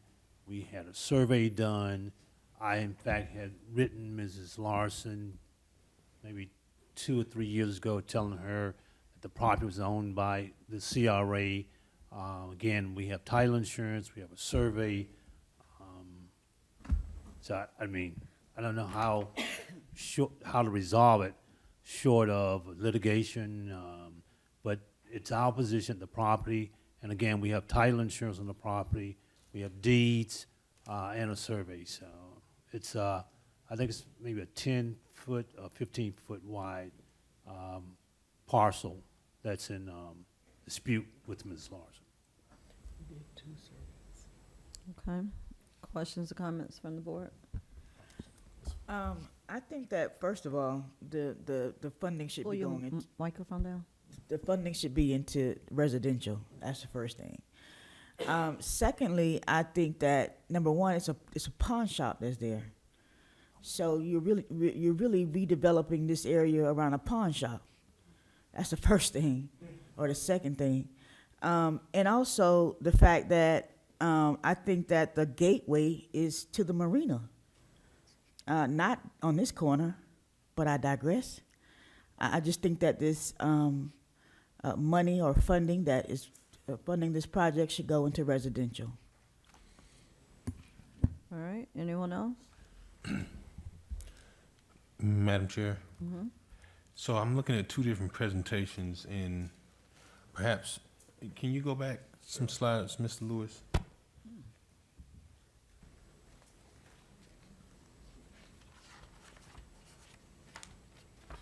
Okay, right here. So the parcel at 2615. So is this encompassing the entire property, including the Dairy Bell Yes. interior? No. The Dairy Bell interior is under a different project. That's under our, the small business rehab, that was brought to you before.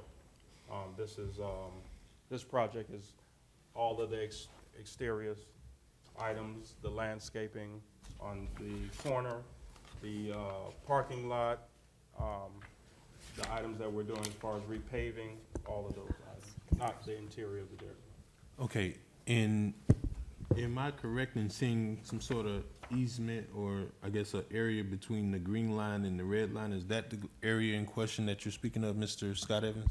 Yes, that's the portion that the CRA also owns. And the reason it's not highlighted is because I believe you just clicked on the property appraiser's map, which only lets you highlight one parcel, but we own that small sliver of property that's adjacent, yes. And that's the property that is, I guess that's the strip that's in dispute? Yes. But I don't think that Ms. Larson is contending that she owns that, but we have title to it. And a survey. So is it, so it's 2 separate plats? No, it's not 2 separate plats, but it was, I don't have the legal. we had 2 separate legal descriptions though, yes. So it's not contiguous? It is contiguous. Well, it's contiguous, but it's platted as 2 different legal descriptions. Yes, they're under 2 different legal description numbers, yes. 2601, is that what you're referring to? He's talking about, Two you talking large about the little piece that's in What controversy? looks like would be an easement. I don't think, You got a pointer, Mr. Lewis? so, you see, you see the car? Can you that's use right the behind mouse? the line? Mr. Andre, the mouse? Right here? Down. No, down. Go down to the That- second one. In fact, that piece Where is the not car even is. involved, the other corner piece. That should be highlighted. You understand me? Ma'am, Can you come up to the, Right, you right go there. up there? Where, is that the piece in question where the mouse is, the cursor? He can't see the cursor. Right here. It won't stay.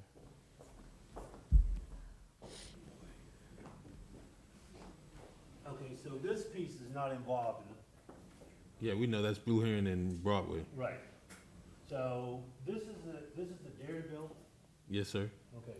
So the piece is, and I don't think this is the act, it's right in here, I think. It's about, I think it's about 10 foot straight. That's outside. And we sent a letter to Mrs. Well, Larson. come back to the microphones for the rest. I got it. Take it with you. The, that's the piece in dispute. I don't have the survey before me. I'll take Mrs. Larson's word that her car's parked on it, but that's the area that's in dispute with Ms. Larson. And you say we have title, so it was two separate legal descriptions. So again, it's platted differently. You say platted, it's not necessarily platted differently. I think, in fact, it may have been a abandoned alleyway or something. Okay. So what we have before us is because nothing in this item has presented any numbers. Yes, this item is just to authorize us to negotiate a construction contract with Allsite. They were the only bidder, and we wanted to meet with them to try and bring you a contract for construction back at a future date. And if we did that, we'd like to bring it, hopefully at the next meeting. But so that tonight's action is only to authorize us to negotiate the construction contract. And that's based upon the bid and on the architects of the third-party engineering. So it's not like we're just negotiating without any point of reference. But how did they get to the price that they bid it on? Just based on what they saw was in the scope? And what if we had several people that bidded on it? How would we know? We're just gonna go with the lowest amount that was bidded and, Lowest and responsive bid. but we will have no idea as to whether or not those prices were within range. I'll defer to the administration, Yeah. but I understand that the architect reviewed the bids and in fact said that it was, in fact. Yeah, the architect gave us an advanced cost estimate All right. for the project. So that's what we started with. So we have an estimate from the architect on how much the project would cost. And it is itemized also. Right, and then as a result of only having one respondent, we'd like to add as an additional layer of protection to the agency, a third-party estimator go through, from the construction industry, not from an architect, go through the negotiated price and confirm that they agree that that meets fair market costs. Okay, one question. What's the deviation percentage-wise from the first time this person submitted compared to the second time? Also compared to what it would cost for us to go and get a cost estimator. So our budget for the construction of this project is That's not what I $700,000. asked, Mr. Evans. The difference between the canceled bid and the new bid, is that Yes. your question? Percentage-wise. I don't know percentage-wise, but the Right. old bid was 697,000. The new bid was 830,000 approximately. 697, 830. Did we change scope significantly? We did not change scope significantly. And what we would propose to do is bring you back a construction contract that meets our budget, which is 700,000. If we can't meet our budget, then we would not bring that back to you. But we would like to negotiate with the contractor to try and bring you a project that meets our budget. What do we estimate for the cost estimator? The architect's cost estimate was $652,000. No. Professional fee. To, what? Oh, the cost. To pay an estimate? Oh, we haven't contacted an estimator. That's a new addition that I go estimate it. I'm sorry. We got a lot of estimators. Me and the mayor. Okay.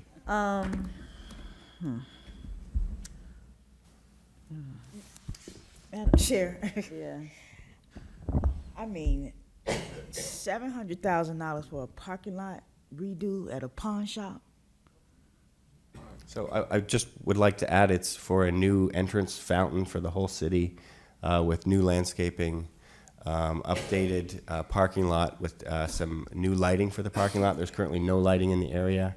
We would also add landscaping and new curbing along Broadway and redo that parking lot.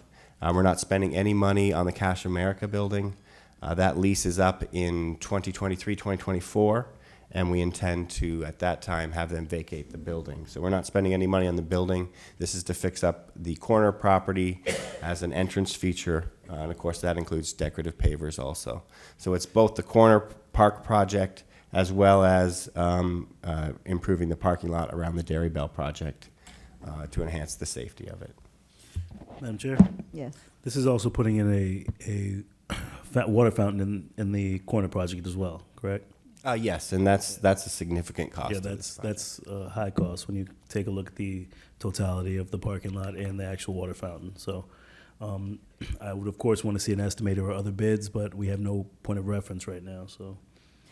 And Madam Chair? Yes. I mean, I'm just having some heartburn with this because this $700,000 can be 4 homes. That means that, I mean, I said originally that this money should be going towards homes, residential. So if we're spending money on fountains and palms and parking lots, I just can't in good conscience spend that kind of money on parking lots and fountains when we need, that could be 4 homes in the city. I agree that we need to invest in affordable housing. I will add, though, that by starting to change the nature and the way that Broadway looks, we should be able to significantly improve property tax values, which is our primary motive. And by changing the way Broadway looks, we're trying to attract a lot of new development, which would create millions of dollars in new revenue for the city long term, as we attract new commercial investment in our neighborhoods and also along the main corridor. So this project actually is designed to try and help move us along in our efforts to make Broadway a totally and completely new vision, a new area where that's a lot more beautiful, sets a new standard. The reason we started at this location is because it's the busiest intersection in the city. And we're actually now control both sides of the intersection. So the goal is to take the busiest intersection in the city and try and transform how that looks as a first step in making incremental changes to change all of Broadway, which hopefully would bring a lot more tax revenue to the city long term. And I do agree, this is funded out of our existing capital improvement budget, which also includes our desire to build new homes this year also. But I would just want to add that. And Madam Chair, I just want to add that the marina can do that. The marina can be the gateway that we're looking forward to. So to spend this kind of money on this project, on this corner, I can't support that. Mr. Evans, I don't recall, what was the price of the waterfall? Is the majority of the cost for the waterfall, the water? I think it's the biggest single It's the item. biggest line item. Like I what? believe it's around 200,000. Okay, so 200, just 200 for that, and the rest is the, okay.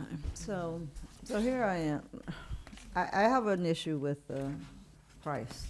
I'm just gonna be very honest with you. I have an issue with the price and knowing that we really don't, at least I haven't gotten a complete answer as to what, I heard you say tonight about the architecture price. They gave an amount that it should be, but I'm just hearing tonight that this amount here is way beyond what the architect said. Right? That's correct, Right, which is so- why we're only asking to negotiate. Because Right, but I'm not even, I'm not there, I'm not to that point yet, because when someone bids on something, I mean, I'm sure when he bidded on this was the price that he said. So now how are we gonna now go and say, hey, well, we want you to adjust your price? There's a provision in the city. Pull your mic up. There is a provision in the city's procurement code which says that in the event the low responsive and responsible bid for a project exceeds available funds and such bid does not exceed such funds by more than 15%, the director of purchasing is authorized, when time or economic considerations precludes the solicitation of work of a reduced scope, to negotiate an adjustment of the bid price with the low responsive and responsible bidder in order to bring the bid within the amount of available funds. So, but if we did that, what in this scope, which is not a whole lot, what would we be asking for them to not do? Because I don't know how you do one part and not do the other. I mean, you can get away with not having to do some of the landscaping and irrigation, but I still think even if you took some things away, the price is still gonna be high, and it'd probably be more ridiculously high, being that we're not getting as much as we originally asked for. Madam Chair, we met when we originally opened the bid, and we realized it was beyond our budget. We met with the contractor and explained that we had a specific budget for this project, and that if he wasn't able to meet it, that we were going to have to, again, go back out and hopefully attract more bids. And the contractor reviewed the pricing and felt like if we did negotiate, that we would be able to bring the project back with all the elements that the board wanted in the construction plans at a cost that was matching our budget. So if the board authorized us to negotiate, we would bring back the detailed list of the cost of every item, and indeed we would show you where we were able to achieve those savings if in fact the contractor was able to do so. And with I know you said there were several people that attended the pre-bid meeting. Well, the first bid that went out, only one person bidded on it, and so because of the procurement code, it was tossed out and you sent it back out. And then when you had the pre-bid meeting, you had about 5 different contractors that attended that meeting. Yeah. Can you share what those who those contractors were, and then share, if you know, why they chose not to bid on the item? And then the other part of it is, after we saw we were only getting a few people, did we actually reach out to, or like personally reach out to some people to find out if this is something they may be interested in, or did we just rely on Demand Star and a couple of the other advertising agencies? Well, there's a couple. So we had, other than Allsite, so we had Amazon Creative Contracting, Matt Donald Paving, West Construction, Wharton and Smith. And that's in, okay, sorry.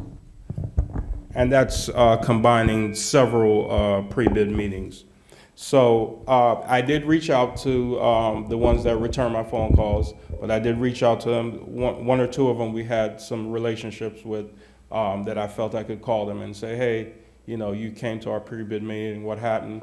The response was, you know, Andre, we didn't have the capacity, we didn't have the time to fit your project in. The other one was we weren't able to get enough bonding to cover the project. So those were the two main points of feedback that we received. And the other one, it was time related. We just didn't have time to meet your deadline. We couldn't respond in the time that you're allowed. And again, you know, we put it out twice, and I extended the date. So I allowed for as much time as we could, so, without not being fair to the others. And also another point, the architects didn't give us those pricing. The architects reached out to a third-party construction company, and they responded to it as if they would be bidding. So that's how we compared the pricing. So that's really not the same thing, though. I mean, we don't, their prices could have been inflated as well. or Yeah, no, theirs no, could I'm be- just, I just wanted to clear that it wasn't just, they reached out to get those pricings to compare. But the before we- architecture did their pricing too? Yes. Oh, and then they reached out to a contractor as well to Yes, get pricing? Yes. Okay. Any questions or comments? Madam Chair, Yes. it seems to me this is the busiest intersection in the city. 20,000, I can't believe this, but it's a true number. I checked it today. 20,000 cars a day, 10 across Broadway and 10 on Blue Heron, 10,000 each way past this intersection. And if we don't make it look like it's a place where people want to invest and want to build, we won't have a shot at getting people of quality buildings happening on Broadway in particular, and on Blue Heron. And I think that we just, I mean, I know it's a lot of money, and I hope that we can work with the developer who responded and get the price down. But it just seems to me like it's something that we need to do to improve the look of our busiest intersection. So I'm in favor. What is the maintenance cost going to be for this area? Have you all figured that out? Or would it be any different from what it's already costing now in the We would corner have to section? hire a pool company to maintain our water fountain. We already maintain the landscaping, so it would be this similar cost to what we pay now. So we don't anticipate any changes to that. But after it's completed, of course, we would have the pool company who would add a monthly service to maintain the waterfall. That would be the only additional cost. What about the butterfly garden? Would there be additional, I don't know, because I have I not think- studied the butterfly. I mean, the butterfly garden simply means planting plants that attract butterflies. It's just it's really the choice of plants that you put there is what makes it a butterfly garden. So we already have some landscaping on site. Our landscaping costs to maintain the garden might go up a little bit, but we already pay, I believe Chris Wayne Associates is our landscape maintenance. So we're already paying for landscape maintenance on the entire site. So that would go up a little bit, but the main increase would be just to add that monthly pool contract to maintain the fountain. I mean, I'm certainly in support of improving the look of that area, but I have a serious problem with the amount. And so for me, I would like to see how we can drastically decrease that in order for me to move forward and support it.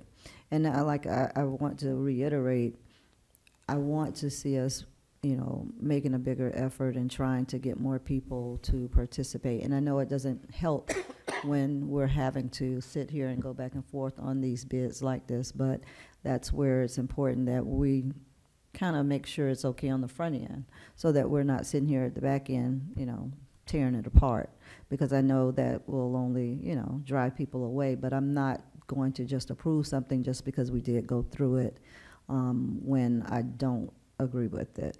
So for me, I'm fine with trying to improve the area, but at what cost? That's the question. And I'm not going to approve something that has this drastic amount. So if we can get it down, I'm fine with it, but I think we could better spend our money somewhere else, a larger portion of the money, but I don't want to see 600,000, 700,000 in this area. Yes. Question. So two things. So I'm looking at the exhibits, and that's not the presentation. The exhibit shows a portion of the Dairy Bell. Is there anything being done to the exterior of the Dairy Bell a part of this scope? To the south of the building, that's where the seal coating, restriping, and the paving, and that's where the moth garden will be put, but not the building. Not the building, No. not the exterior. Not the building itself, no. But we are doing the building, the Cash America building, the exterior. No, there's no changes to the exterior. Well, obviously, there's signage, and then there's a couple things that's being done. Am I? Yes, under this program, we did propose to remove the sign, that's that overhead sign that sticks out along Broadway, and then replace it with a new sign on the side A of the wrap building. sign around the building that Okay. lowers the. My next question is, so if you spoke of the architect, did they not provide a itemized or line-by-line estimate of what we should have as a ballpark or a roundabout on some of these costs? Oh, yes, they did. Their That estimate, came in at 700? the architect's estimate was 650,000 approximately. And you budgeted 700? We budgeted 700,000 for the construction capital with pro- $50,000 of contingency. Yes. Okay. And this action in front of us gives you the ability to go back and negotiate? Negotiate with the contractor to see if we can bring the project within budget. Yes. Okay. For the pawn shop sign, are they putting in anything for the removal or? The signage changes were, I think, something that was debated quite a bit by this board previously. I want to say back in 2017, 2018. We did discuss at that time the pawn shop with the changes we wanted to make to the signage. At that time, they were agreeable. If the board elected not to include the cost of adjusting the signs, then we could just remove that from the project. That's an optional, well, it's all optional. And in fact, when we bring you back the construction contract, we can take a couple of the items like that and specifically list them if you wanted to make a determination, if you wanted to go forward with some of the elements as opposed to all. So they had no interest in changing their sign? No, that was only if something we that paid for the it. board decided they wanted to change that signage and the look of it, so we included it in the package. All right. Anyone else? Madam Chair? So the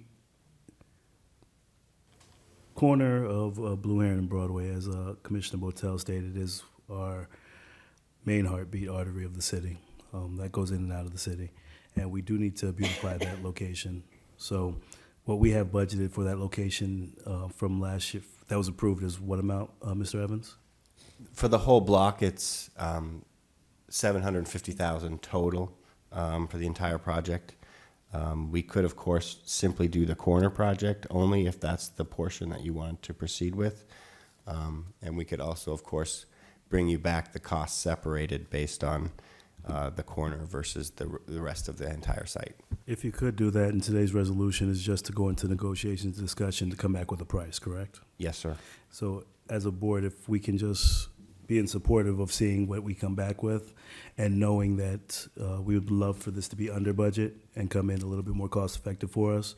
I want to get this done as quickly as possible so we can beautify that corner. So to attract more businesses, to build more homes, to attract some of our millennials to come home to the houses we want to develop, we have to beautify our main corridors in the community. So if we can begin negotiations, colleagues, I'd love for at least to see what they come up with. Madam Chair. Dr. Botel and then Ms. Lanier. So this resolution, and I'll read it again, is authorizing staff to enter into contract negotiations with all site construction. It's not saying go in peace, you have our complete approval to do whatever you want to do. It's saying, please go negotiate, right? Yes. Am I clear? Correct. Yes. Yeah, we were clear with that from So- the beginning, so yeah. we're not, Yeah, we were clear with that, but there were other issues that were cropping up that need to be addressed. Everyone is good with that? Ms. Lanier? McCoy? Yes. All right, Madam Clerk? Commissioner Lawson? Yes. Commissioner Lanier? Commissioner McCoy? Yes. Vice Chair Botel? yes. Chair Miller Anderson? Yes. Motion carries with Commissioner Lanier dissenting. Item number 7. Item number 7. Did we do public comments, Madam Chair? Or no? Wait, CRA, we don't have to do it at 7:30. Oh, we think don't? We have them. So we don't give people the opportunity to speak over here? We will, yeah, we're almost there. We'll get Like, to it. that's fine. But we don't, yeah, 7:30 time is not the Set a same, meeting. it's for city, but we'll get there in a minute. A resolution of the Board of Commissioners of the Riviera Beach Community Redevelopment Agency authorizing staff to execute an agreement with AK Building Services to provide night porter services at the Marina Event Center, providing an effective date. We have a motion? So moved. Second? Do we have a second?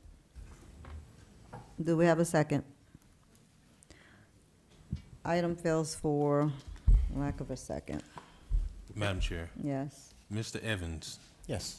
can you please tell me what's different about this item than what we seen last month? Certainly. We did a cost-benefit analysis between how much it would cost to provide the services via our ambassadors as opposed to hiring AK Building Services to provide the overnight cleaning of the event center and turnover. The cost analysis suggested that the cost to provide these services with our in-house ambassadors would mean we would have to hire additional ambassadors, and that would be a cost of exactly $117,170. We do not have a budget nor the personnel to do that at this time. So if the board elected not to hire AK, then I would need the direction to bring back to you a budget amendment in the future, as well as changes to the number of ambassadors we have working for us, so that we could provide this service at the event center. Madam Pro Tem, I have a better alternative as opposed to, I know we want to expedite the agenda, but my motion, and this is what's different coming from the Planning and Zoning Board, we allow members to make a motion, and inherently that motion means to accept. That wasn't going to be my motion. My motion was going to be to reject the submittals and to go back out altogether, but I can't do that when, you know, the Pro Tem has already put something on the floor. So at what opportunity would I have to present that? The motion failed. Right, but my question is, once it's read by title, if a member says so moved, that eliminates any other council members from offering up a motion to reject this altogether. But the motion failed. I understand that. You can make your motion now. Okay, well, that's what I wanted to be clear about. So before we move on, it was my idea to reject the whole entire RFP, as opposed to, I know Mr. Evans presented an alternative, but to reject the whole entire RFP, because this goes back to the same thing that we've experienced, not just this meeting, but several meetings, that we're getting things on the back end that doesn't exactly jive well, and we had this same item last month. So I renew my motion to reject all bids and submittals. All right, we have a second? Second. All right. Do we have any public comment cards on this item? We have one public comment card, Madam Chair. Bonnie Larson.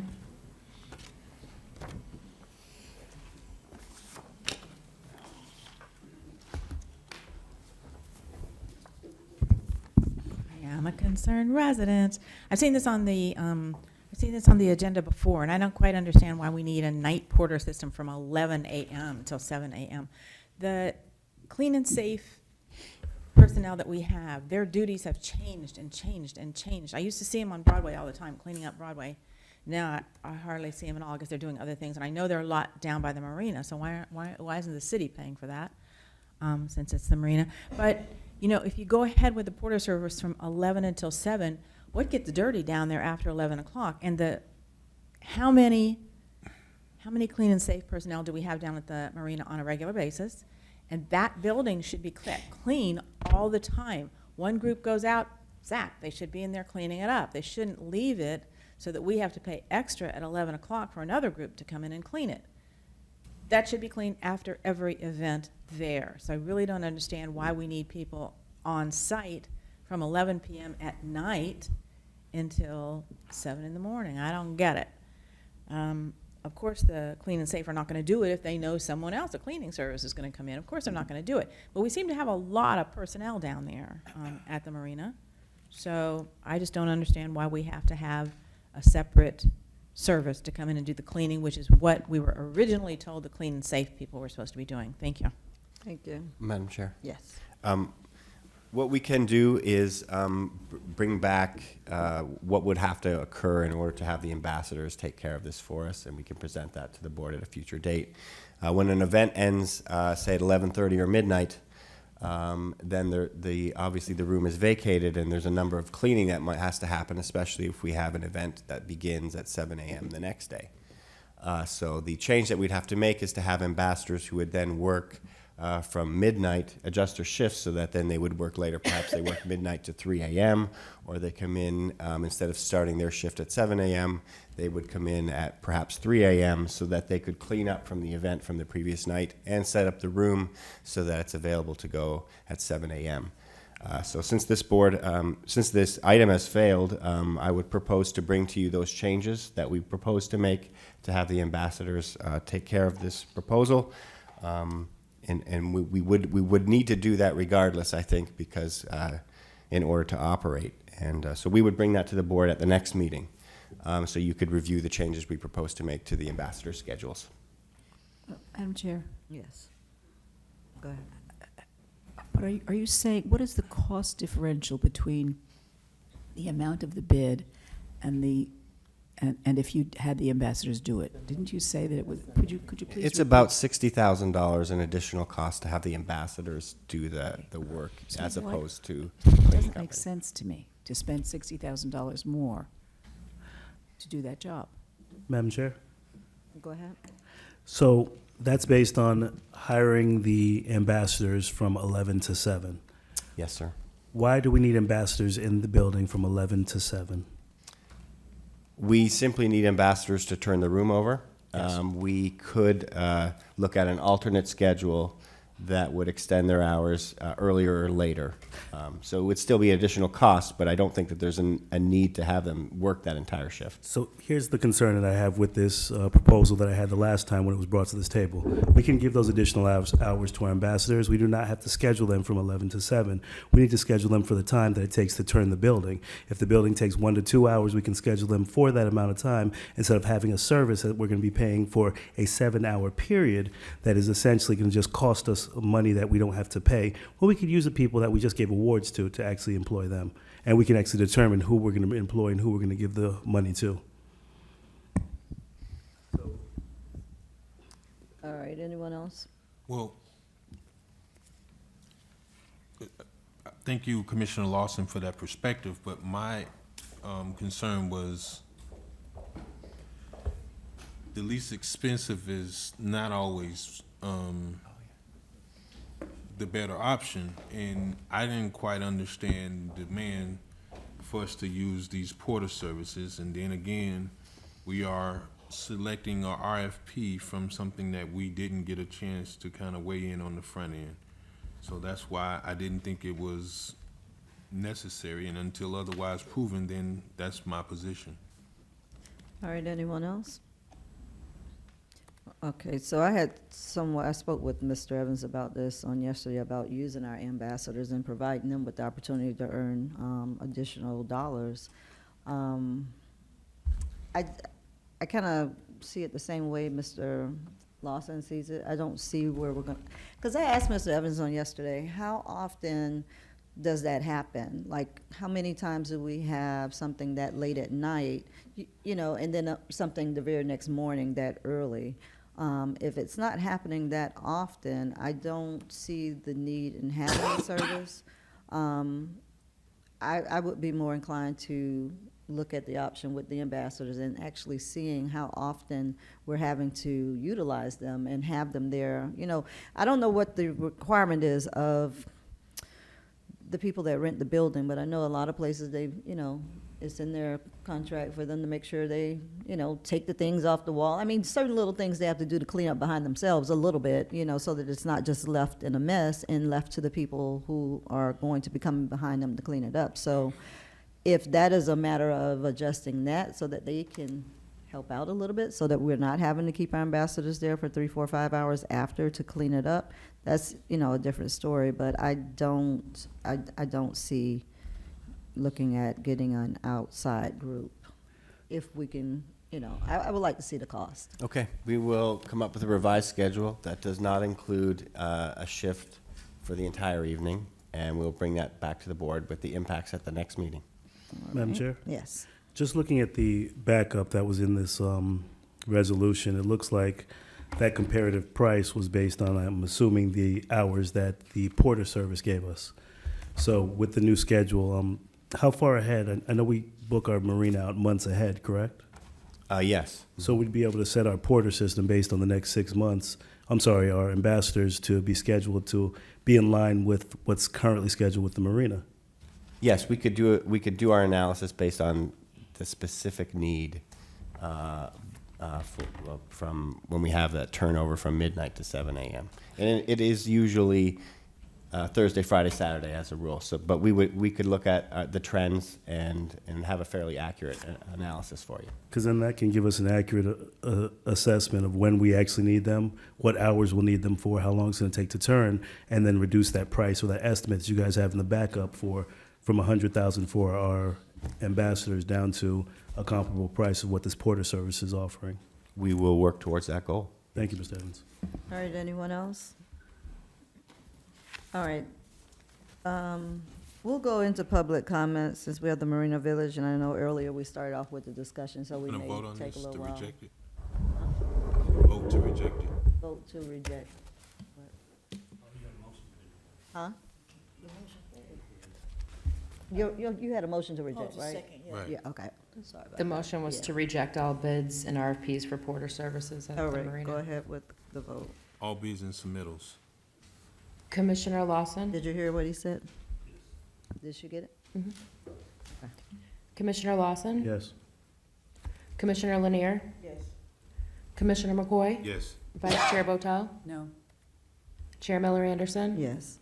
Motion carries with Vice Chair Botel dissenting. All right, item number 8. I'm sorry, we're going to public comment. John Clayton, Bonnie Larson, and Billy Burks. So let me read this right quick.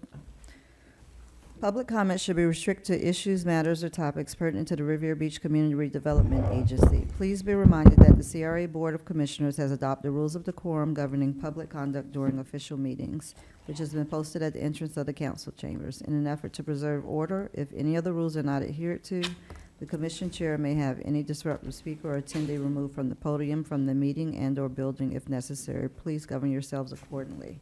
And then we have 3 minutes, so please be sure to pay attention to the clock, please. Good evening. Good evening, everyone. John Clayton, Avenue E, Riviera Doing Beach. public comment and then I wanted to speak on a couple of things tonight, one of which are the developers we choose to redevelop our city. In particular, we should choose developers that have had no affiliation with the city in the past. And I'm talking about a prior CRA director who was terminated and has come before this board and making proposals to redevelop the city. At the very least, it looks improper. So, and that leads into my second point. Whoever we pick as the master developer for this city, we need to pick someone with very deep pockets, because that's exactly what it's going to take to redevelop this city, especially when it comes to property acquisition. They're talking about probably of having to acquire an average residence, at least, I'm speaking in my area of Avenue E, and because that's where I live, of probably at least $500,000 to be able to move each residence. And the reason why is the average median home price in Florida is almost $300,000. And if you look at other places in the country, arbitrarily I picked Wyoming because it's a sparsely populated area. Even that area, the median home price is $230,000. And you look at Avenue E, I looked on Zillow, I plugged in my property just for the fun of it, $133,000, I believe. That's what they had it valued as. I'm like, there's no way you could ever afford to move anywhere in Palm Beach County at all. So, and plus you're talking about a lot of elderly residents that live in that area. And some of them utilize wheelchairs. So my mother, every now and then, she has to use a companion chair because she has bad knees. So wherever we move to, we'd probably have to retrofit a bathroom. You have to investigate whether or not the property we're looking for, especially in Park Manor, because we want to relocate in Park Manor in Riviera Beach, would need a new roof. Depends how old the roof is and the property we want to move into. So I just want you to consider those two things when you pick a developer for the city. Thank you. Thank you. And we've started with public comments, so if you have someone that's filling out a card now, we're closing this off at this point. Who's next? Bonnie Larson, followed by Billy Brooks and Janet Jackson. Bonnie Larson, I have a question for Walter. How can we view that meeting that was on Avenue E? We've done a review. We like to hire consultants and we like to hire advisors, and then nothing happens. We don't have any money left when we get done with that. But I would like to watch that video from the Avenue E, because when those people came the first time, they showed us such beautiful pictures of Avenue E, this big with tree line. Our Avenue E is about that big. And I think if we did things like, if we were to send code into Avenue E, I think a lot of our problems would be fixed right there, right there. There are stores in there. I wouldn't set foot in one of those stores. So if we cleaned it up first before we hire these people to come in and, tell us what they can do or whatever. People in this city know that when I come to the podium, I'm not real organized every time, but I know what I'm talking about. I have original documents from the 40s for our property. Original documents. Who has that? The city approved everything my family did. I have a survey also and a bill, and it includes that 7 feet. So I know what I'm talking about when I come here. You have been misled, but an attorney should have caught on to that, how you were misled. An attorney should have caught that, how you were misled into thinking that's your property, because it is not. And my biggest point about that property there, it's not on the corner of Broadway and Blue Heron. It's like, the Dairy Bell is like north of there. It's just north of there. So, but they're trying to include the whole thing. If you put in a fountain there, $200,000, again, you're blocking the mural, which we just paid a lot of money for. You're further blocking the mural. Now you want to take out all those trees and all those things. But let me get to my point first. The state of Florida does not like CRAs. They're trying to do without CRAs. And we just had a discussion, and it was kind of decided that instead of doing all kinds of parties and things like that, we should concentrate on how we're developing our city. We just paid over $3 million for that running fast, over $3 million for that BB&T bank. We were sold on it because, okay, we can bring in other departments from the city into there, save money by doing that. Do you have a list of how much we pay out to other entities? Probably not. That building, which we paid over $3 million for, that's what we should be concentrating on since you bought it, because parking lot just doesn't compare with that. We were told we could bring in other departments and save money. That's what the state is looking for. How is the CRA saving money, doing things to improve the city? So my other take on that is, we've got Avenue E to do. We've got Singer Island Garden. We've got Avenue F in Blue Heron. That's been sitting there for years. Now what are we doing with it? Nothing. We're not spending our money on things that make a difference. Don't spend it on a parking lot. State's going to look at it. State's looking at us now, so let's spend our money properly. Thank you. We own that property. Billy Brooks, followed by Janet Jackson and Erica Davis. Good evening, everyone, to the mayor, council, commissioners. Billy Brooks, 1325 West 28th Street. Came in with two matters to just, well, nothing bad. First, to thank Commissioner Lawson for your motion at the last meeting to move forward now with phase 2 of our marina redevelopment. As you said, for too long, we've been kicking the can down the road, and it is time to take action, and I appreciate all of you for moving forward with that. And I had come thinking that there was going to be a resolution for the motion that we go forward with the developers, but I guess there is not a resolution tonight. But speaking to this whole matter now of our redevelopment, this is going to be really a monumental project that we have going on. And my concern, well, I'm speaking as a taxpayer, are we prepared in terms of staff to go forward right now with the magnitude of this project? Some of you all, I sent the Marina Uplands lease agreement that was executed in July 2014. And I'm going to read from there, from page 4.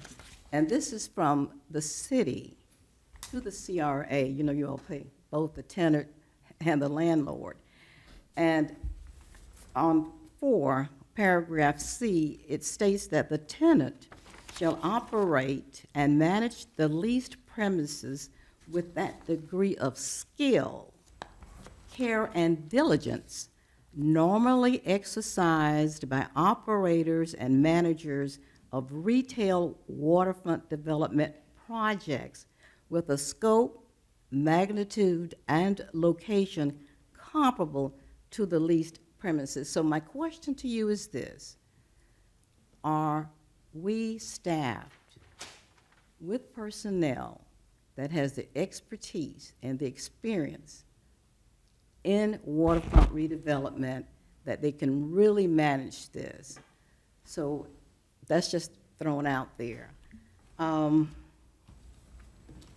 We've only got a few more minutes. Oh, the last thing, I hope that we can get everything done before the election. There is an election next year, is it? 21. Oh, thank God, okay. Because I believe in continuity, and you all are just doing such a fabulous job. I feel so sorry for you, all the hours that you spend. It seems like you never go home.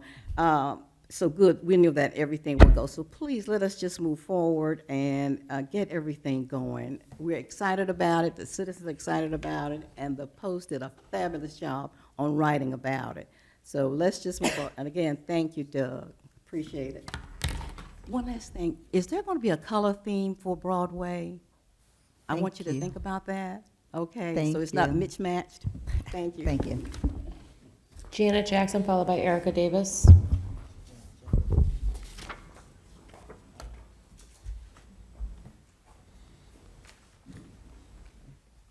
Good evening. Good evening. I'm Janet Jackson. My family been in Riviera Beach since the early 40s, and I had some historical documentation I had given to the CRA that has disappeared. One was a brochure with Jackie Robinson, Ben Flint Park, McRae's Barbecue, and been trying to get the stuff back from the CRA to no avail. If you look at some of these pictures, the condition in which they keep some of your office space in the CRA looks like hoarding. And there was a note on one of the books that I had from the CRA. And Ms. Jenkins came and took the note off and bowled it up. And I guess she threw it away. So, Ms. Jenkins, do you remember that note? Ma'am, face your comments Sorry, this way, okay, I'll please. finish, I'm sorry. Yeah, so I was just, I just want my Jackie Robinson book back from the CRA. I've been trying for years, and it has not appeared yet. So, Right. thank you. Thank you. Oh, and by the way, the note did state, I'm sorry, I did take a picture of it. I'm a retired law enforcement officer. And it says, Faith Holy Temple material held out for more research. And that was the book that Jackie Robinson was in. So somebody had to write it, so maybe a handwriting analysis. All right, thank Thank you. Erica Davis. Erica Davis, Riviera Beach, good evening. Good evening. I just have a question. I'm wondering, do we have any other developers or construction people in Riviera Beach besides Tesra and All Site Construction? Because it seems like every time a bid goes out, nobody else is bidding but Tesra and All Site Construction. And I'm sure we have a couple of construction people, companies in this city. And it doesn't have to be in this city, it could be anywhere. But the most qualified people should be the ones building and developing our city. It seems like something is going on. I don't know what it is, but before you guys got on the board, it was always All Site getting the contracts. And that's not fair. We do have an Anderson Construction. We have the other girl construction company. And it seems like Ezra gets everything. And you're always going into negotiations without having all the resources that you need, the knowledge that you need to make a vote. It's always something missing, an element missing. But you go into negotiations with Ezra just because you know him and he lives in Riviera Beach. Nothing against you, Ezra, but it's been going on too long, and I think it's unfair. There are other companies that are more qualified, that have more money, that can develop our city properly without having to go back and do it all over again. Thank you. Thank you. And just for the record, I don't know if Anderson Construction would not be this Anderson up here. Just want to make that very clear. And we don't do business with the city of Riviera Beach, so, thank you. Okay, Anderson left, okay. Madam Chair, if I could just address, we did have a historical committee who was trying to collect information, and it was a group of volunteers who met about once a month, and this, I want to say it was going back at 2014, perhaps 2015 was the time frame, and that was community volunteers who were collecting some historic data towards trying to gather some information on the history of Riviera Beach. So, and we do store that in a storage cabinet. So we will go back through those materials to find out if we can identify that missing item. And I do apologize it got lost, but that program was managed and the collection was done by community volunteers. So we'll go back through and try and see if we can't find that, but I just want to tell the board about that original program. All right, did you have any answers to any other questions that may have been posed to you? Well, I will comment that it's our goal to get multiple bidders on all of our projects, which is why we canceled the first bid and put it out again and advertised it on multiple websites that other cities use also. So we will continue our efforts to try and get more contractors and professional services bidders on our projects, because we think competition is the best also, and we're always seek to try and get as many bidders as possible. All right. All right, item number 8. Marina Village Phase 2 update. All right, Ms. Evans? Okay. Okay. This is an update on the Marina Village Phase 2 project. The second phase of the project is designed to build upon the infrastructure and the public elements that we built in the first phase that can be seen on the screen above. The Marina Village, as you can see, is ideally situated on the Intercoastal Waterway, and it's a tremendous opportunity for the city to attract new jobs, tax revenue, and economic development. And it's a development site, just as you can see from the picture, that's just ready to be developed.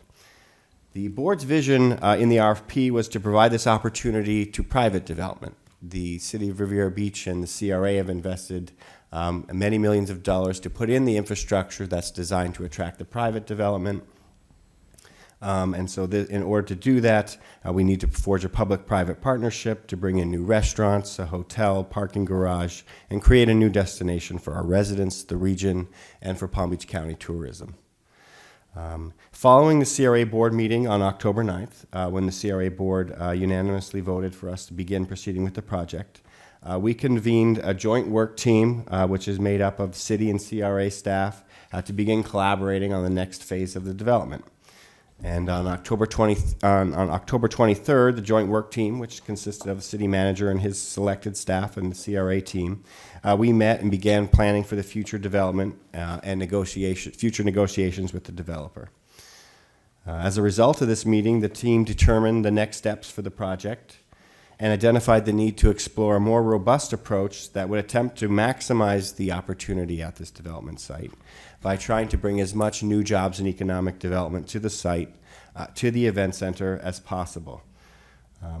I think the graphic that's shown above, this graphic is actually from the original master plan that when we first looked at the marina back in 2012. I think it's a really good one that as we continue to refer to it, because it really shows a concept for some really intense development. And the more commercial retail, the more hotels, restaurants, the more active and more people we can attract down to that marina, the more money and return will be for the residents and for the city. So the new direction we want to go in, I think, is in line with the original master plan, which really sought to maximize that development opportunity. In order to protect the interests of the city and CRA, the joint work team discussed some of the technical resources that we'll bring on to advise and support our negotiation efforts so that we can bring the best development deal for the city and its residents. This includes a real estate advisor, a parking expert.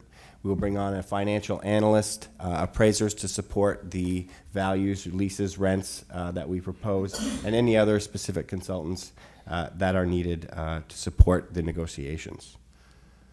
The next steps, the city with assistance from the CRA, and I've been working together and to develop a resolution to officially select the new joint team as required by our procurement process. This afternoon, we were able to come to agreement on a resolution that would allow us formally to proceed, although we have been proceeding with the project. So that's good news, and we will bring that back to the CRA board at our next meeting, since the resolution was just agreed to this afternoon.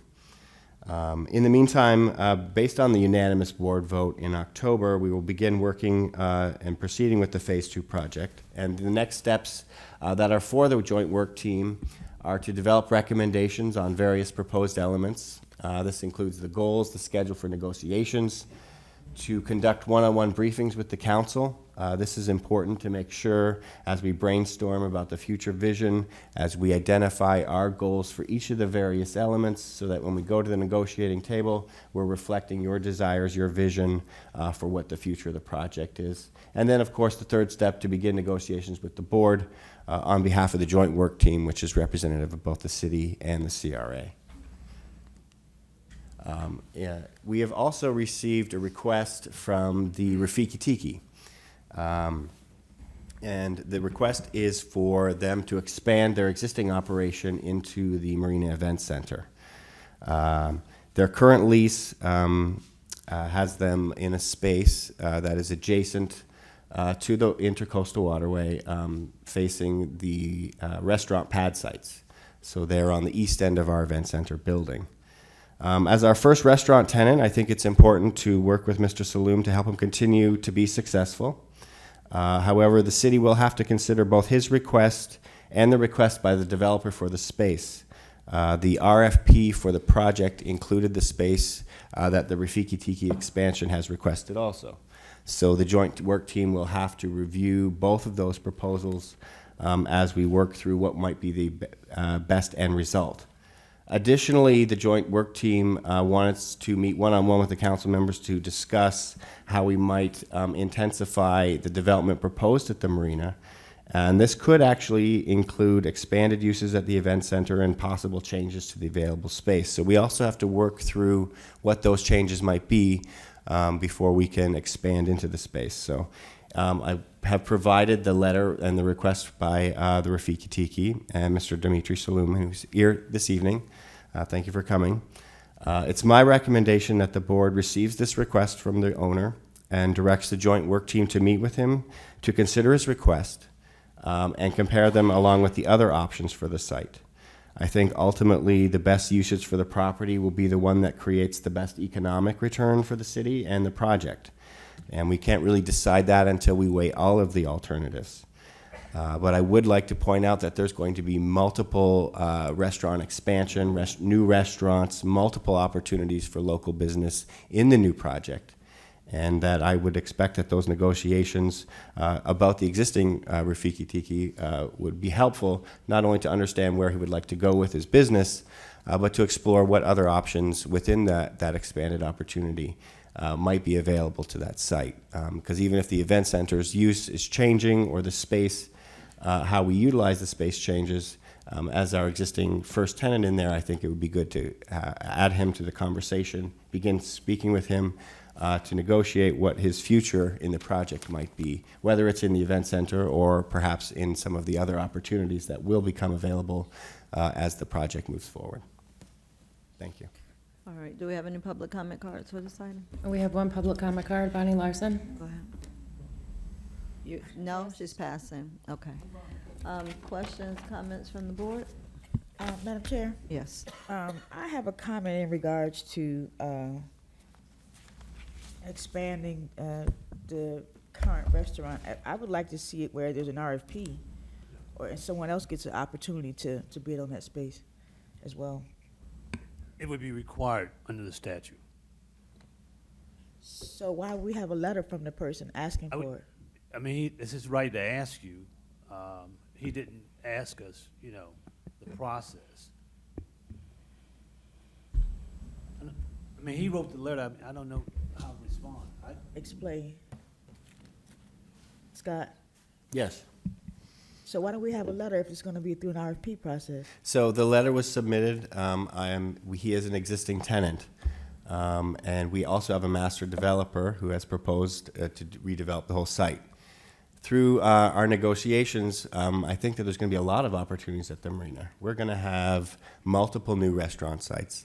So if the event center use changed, or perhaps we had another site, I think it would be worth adding the conversation of Rafiki Tiki to add it to our conversation with the developer, which they could do if we want to consider what the future of Rafiki Tiki might be. Mr. Haygood, obviously this is a new item. The letter was put on behalf of, was sent to me actually rather by a commissioner who wanted to just talk about the issue. And I know that Rafiki Tiki has been looking at the event center and wanting to expand for some time. And since we provided it in the RFP, it wasn't available. So what we could do is meet internally with the joint work team, explore the options for what might be available to Mr. Saloom, and then we could report back to the board.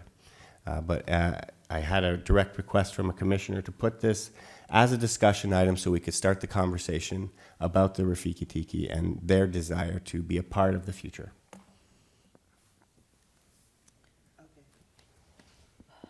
Anyone else? Yeah, Madam Chair. Would we be able to hear from Mr. Dimitri in reference to the expansion project that he has, if we can give him a few minutes to speak? Madam Was Chair. he supposed to be on part of the presentation? Was there a presentation that was happening for this? I intended to provide an update and to provide you with the letter. So it's up to the board if you wanted to hear from Mr. Saloom. I don't have Madam Chair, presentation. if this is gonna go out for bid, why would we be hearing from a potential bidder? Yeah, I don't think that would be proper. So he's not giving a presentation tonight? Well, I mean, if it's going out for bid, I don't think the letter should have been here as well. Right, can we, and from our legal counsel, what is the understanding of it going out for bid? Can you give us explanation as to why this is going out for RFP? Yes, What's sir. the process? Excuse me.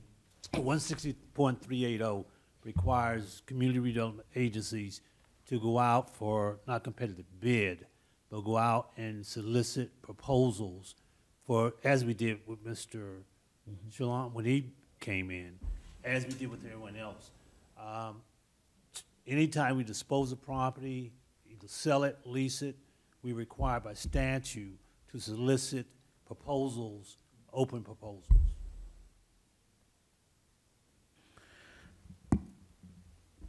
I guess for just future, that before we put the letter on or bring this to the item or even invite a restaurant owner, at least disclosing that to the council so that we know that this is going to be a moot point for us. I mean, I've never seen it done like this before, so I don't know what was behind it or what the intention was to, I don't know. Madam Chair? Yes. Well, I think one of the things, and I did talk to Commissioner Lawson, because he's been there holding the marina down for the past 4 years or 5, that he would be in a discussion because he's outside. There's an inside that if you go inside, it's dirt. And I question, was that part of phase 1 or phase 2? Because if we're looking to go to phase 2, I question, was phase 1 done already? Because when I walked inside, it's dirt. I didn't even know that they had it inside. So because he's been holding it down, we wanted to know, well, could he go inside? Because if it rains, his customers are getting wet. Because he's a long-time tenant, because he's been in this city for years. You know, I think he not should just be a part of the discussion, but be one of the first ones. We can put out an RFP or whatever, but really consider somebody that has invested in this city for years. Well, I certainly think we can consider him, but if we have to follow our procurement code, that's what we have to follow. And it's not a matter of, well, you've been dedicated and loyal to us, and we want to just give you that. If we could, you know. But in point of fact, the criteria that you use to determine who you're going to convey property to or dispose of property to goes on whether or not they'll be able to actually, they have the wherewithal to do it both financially and also from an operations standpoint. So when if in fact you get proposals back on this, and again, one of the issues is that the space that we're talking about also is included in the RFP from the developers that we're moving forward with. So it's right now to agree to lease the space to him, you have several issues. One being, as to be competitive. Two is you have an RFP now that you are going to sit down and, I think, and negotiate with the developer as far as the use of it. So why wasn't that explained before whoever wanted to, you know, I'm sure the person who requested it did not know that. So why wasn't that explained, Mr. Evans and Mr. Haygood, to that Someone asked person? me, I mean, That, on that the was, agenda. might be an issue. You didn't review the agenda? You don't review agendas with them? I don't go, no, I don't control what goes on the agenda. But if a legal question come up, how would you know? Someone You just asked don't me do a it. question of whether or not we want to do this, and I would respond. The CRA is, we receive from time to time proposals from various people, developers. And there's nothing to prevent the CRA from deciding that they like an idea or a concept that's put forth. If we do receive an unsolicited proposal, which this is called, as we have in the past, and the CRA decided that they wanted to discuss it, then they can put that out for competitive discussion so that other companies who might be interested in providing a similar service can then have the opportunity. But In I don't this think we would particular talk case- about having, we wouldn't have that particular organization coming before us ahead of the others, though. I Well, we That actually, It actually happened. Yes, on that's But the it happened. probably shouldn't. but my recommendation tonight is that we just have a discussion with Mr. Saloom about Rafiki Tiki and about the future. I think we have a developer who wants to, who's proposing to do multiple restaurants, and I do want to make sure that in the future in what we do build, that we consider his existing business to make sure that he's successful.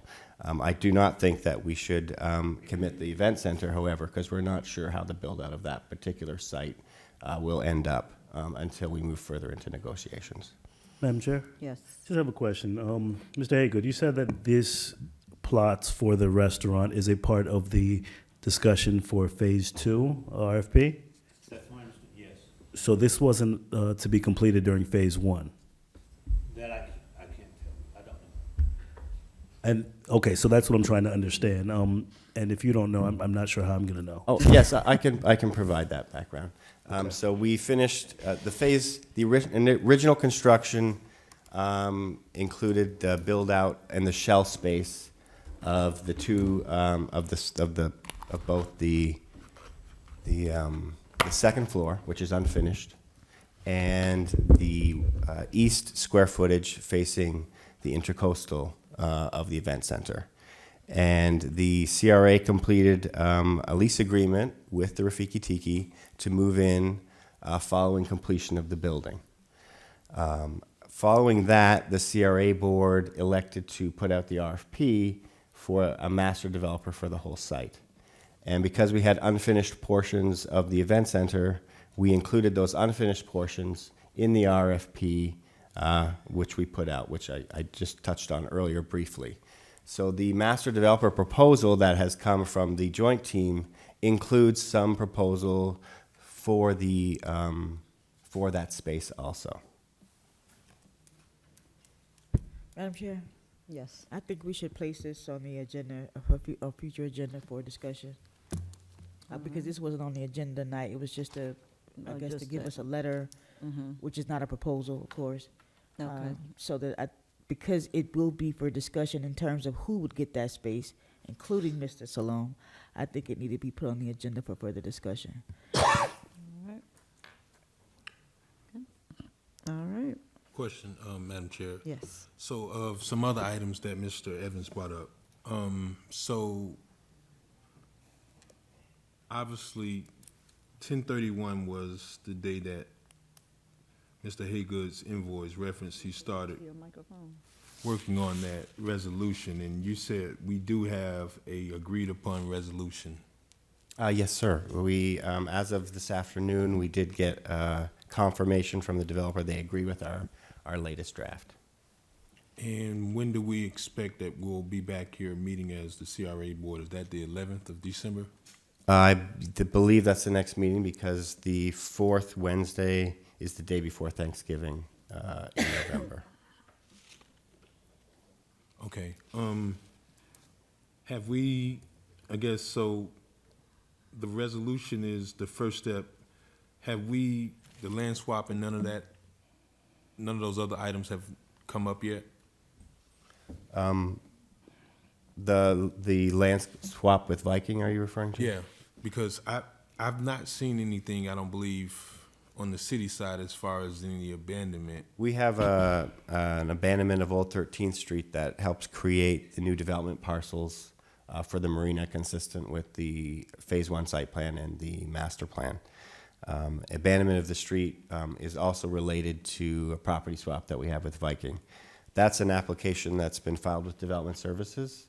So it went to the Planning and Zoning Board, and then once staff is ready, it will come to the City Council for review. Okay.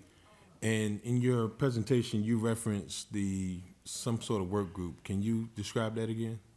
I'm just calling it the Joint Work Team, which Can you is go back to who those people are and how, I want to see where they come from, like city side? Yes, and I have a list up and I can show it, and those are the people who attended the first meeting. Ultimately, the work team is the selection of Jonathan Evans' staff that he wishes to make to attend our joint meetings in which we're developing the approach, strategy, and negotiation items with the developer. Okay, so what is the role of Dana Nottingham? So Dan Nottingham is our National Development Advisor. Mr. Nottingham has worked on and off with the CRA since 2012. He is the original master plan, helped inform the original strategy to the master plan.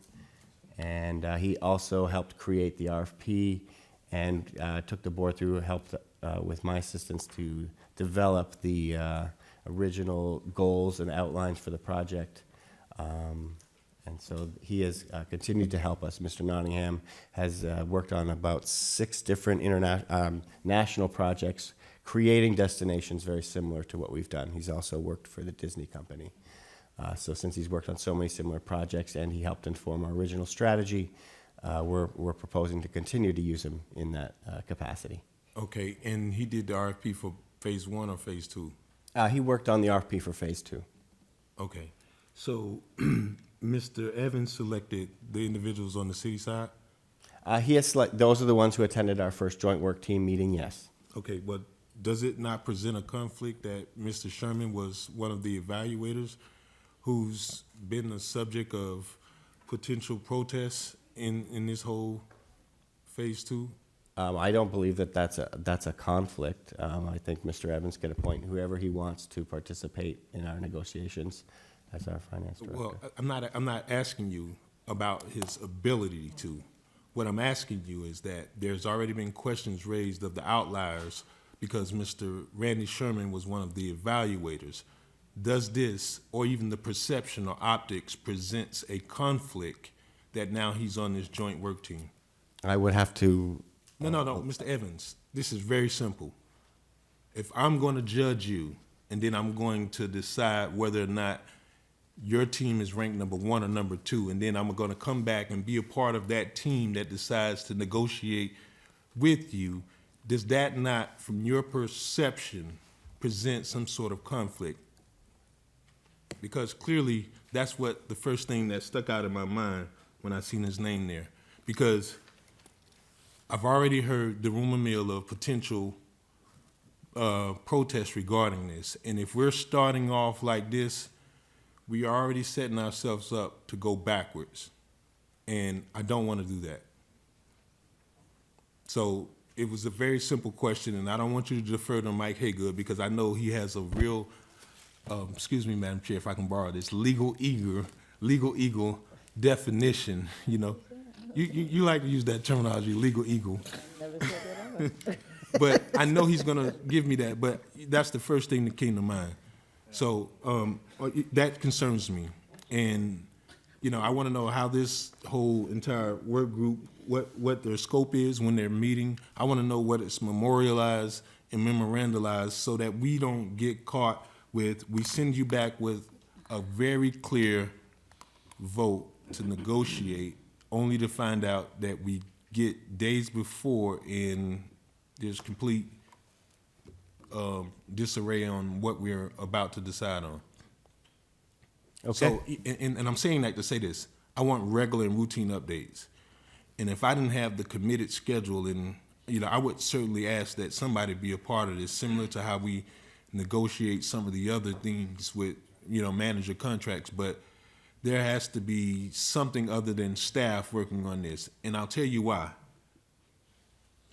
The legislature specifically pointed out for audit services that we remove staff from every single portion of being able to control the evaluation committee. So it's my thought, and I'm putting this out for the boards to kind of opine on, that there be somebody that be a part of these discussions so that way, you know, you have at least a member from the board, not as a conduit, but at least so somebody knows what's going on, and then we don't find out, you know, before the meeting that it's a huge issue, that this issue can be brought at a CRA meeting or a city meeting, because it appears now that we're kind of interchanging the two.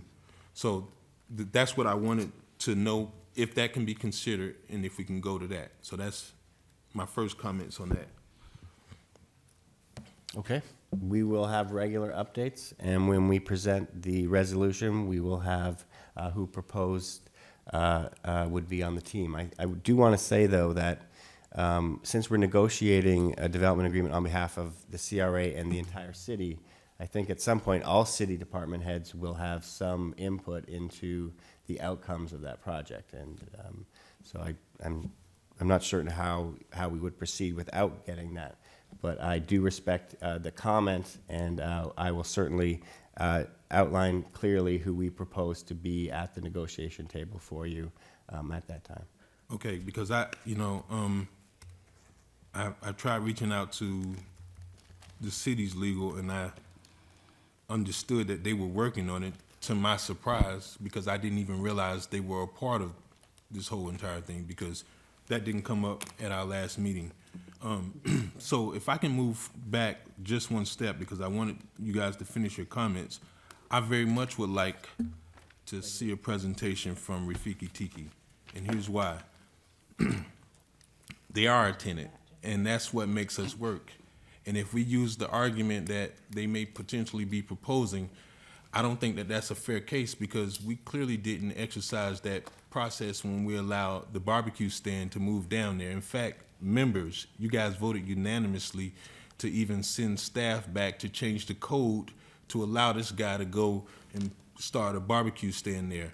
And that didn't go through any kind of procurement process. So at the very least, if he came out here and if he has interest in expanding, we're not giving him any preference, but at least allow him the courtesy of giving a presentation.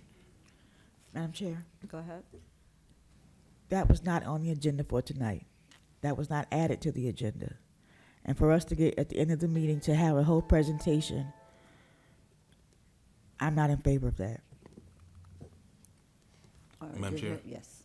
It's clearly on the agenda. It's on It is item. not on the agenda as a presentation item from the Mr. Salam.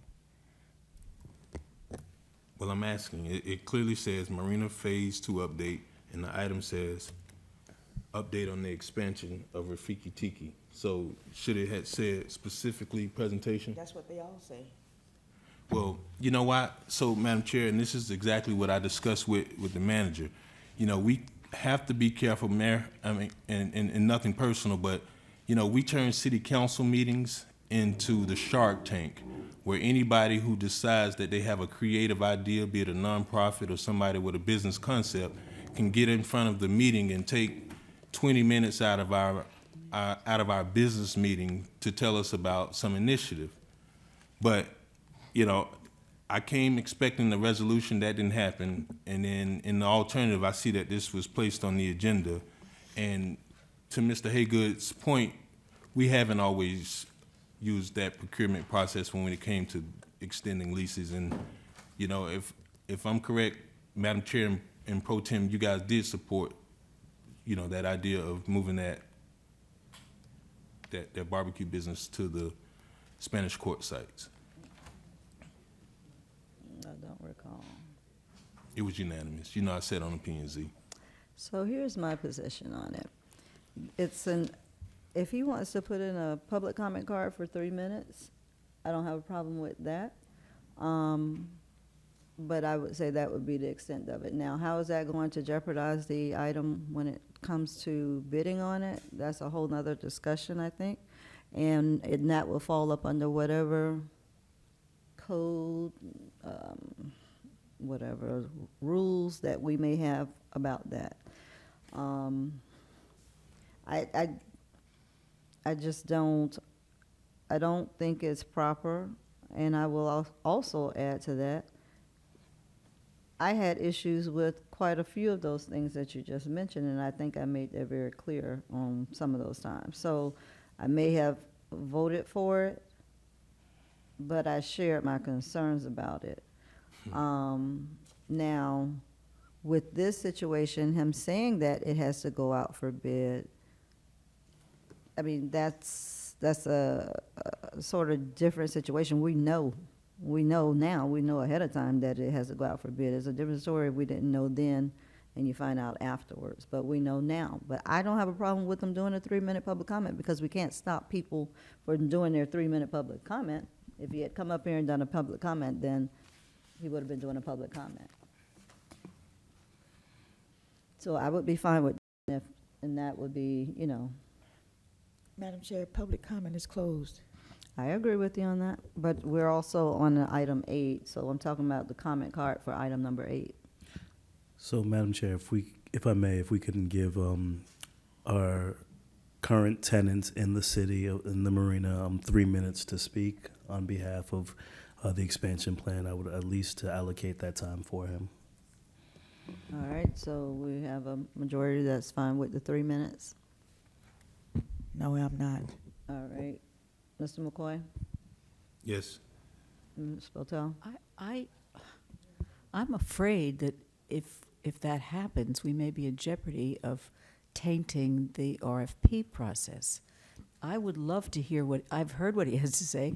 I think it's a fascinating idea. I think we at least owe him, some consideration. But I think that consideration should come in the form of staff working with him and working with the current awardee of the RFP for Phase 2, such that we are not meddling in what we've already promised the awardee, the developer for Phase 2. We've already promised the developer of Phase 2 that location. I think there needs to be a conversation between the developer of Phase 2, the owner of the Rafiki Tiki, the city, and the CRA as to how this can be resolved. It may be the case that we come to some common ground on whether or not the developer of Phase 2 would like to have him be there and occupy that larger space. But I think that's a staff issue, and we don't have to have a presentation at this time, because it may taint the eventual RFP, or because it may taint the conversation between the developer of Phase 2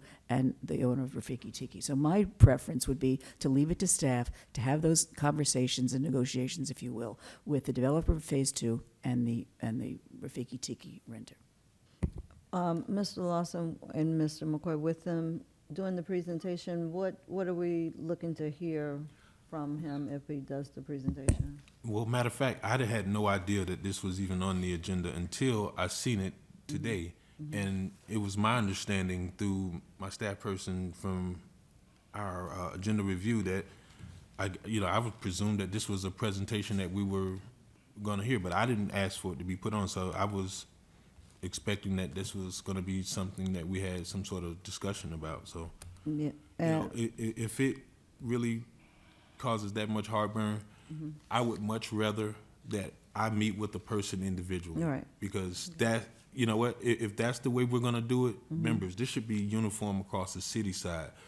Let's not bring up somebody that we think has a good idea and put them on the agenda for city council, allowing them to set a meeting with each council person, and then we can just get rid of all of it. And I don't have a problem with allowing, to meet with Mr. Dimitri personally, but whatever it is, members, we have to be fair and consistent because, I agree. I literally went to the back to the restroom and I came out and there was a presentation and it seemed like a movie was going on. And I was like, is this a city council meeting or what? So whatever it is, we got to be consistent and fair. So I would meet with him. Don't rush. Please don't bring that back up. Yeah, Madam don't Chair? encourage him, please. What were you, go ahead.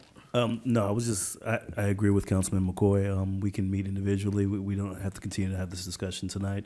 If it's the pleasure of the board to just, we'll have the discussion offline. But I do want to know from Mr. Evans, though, for our next meeting, what are we to expect in reference to Phase 2 updates?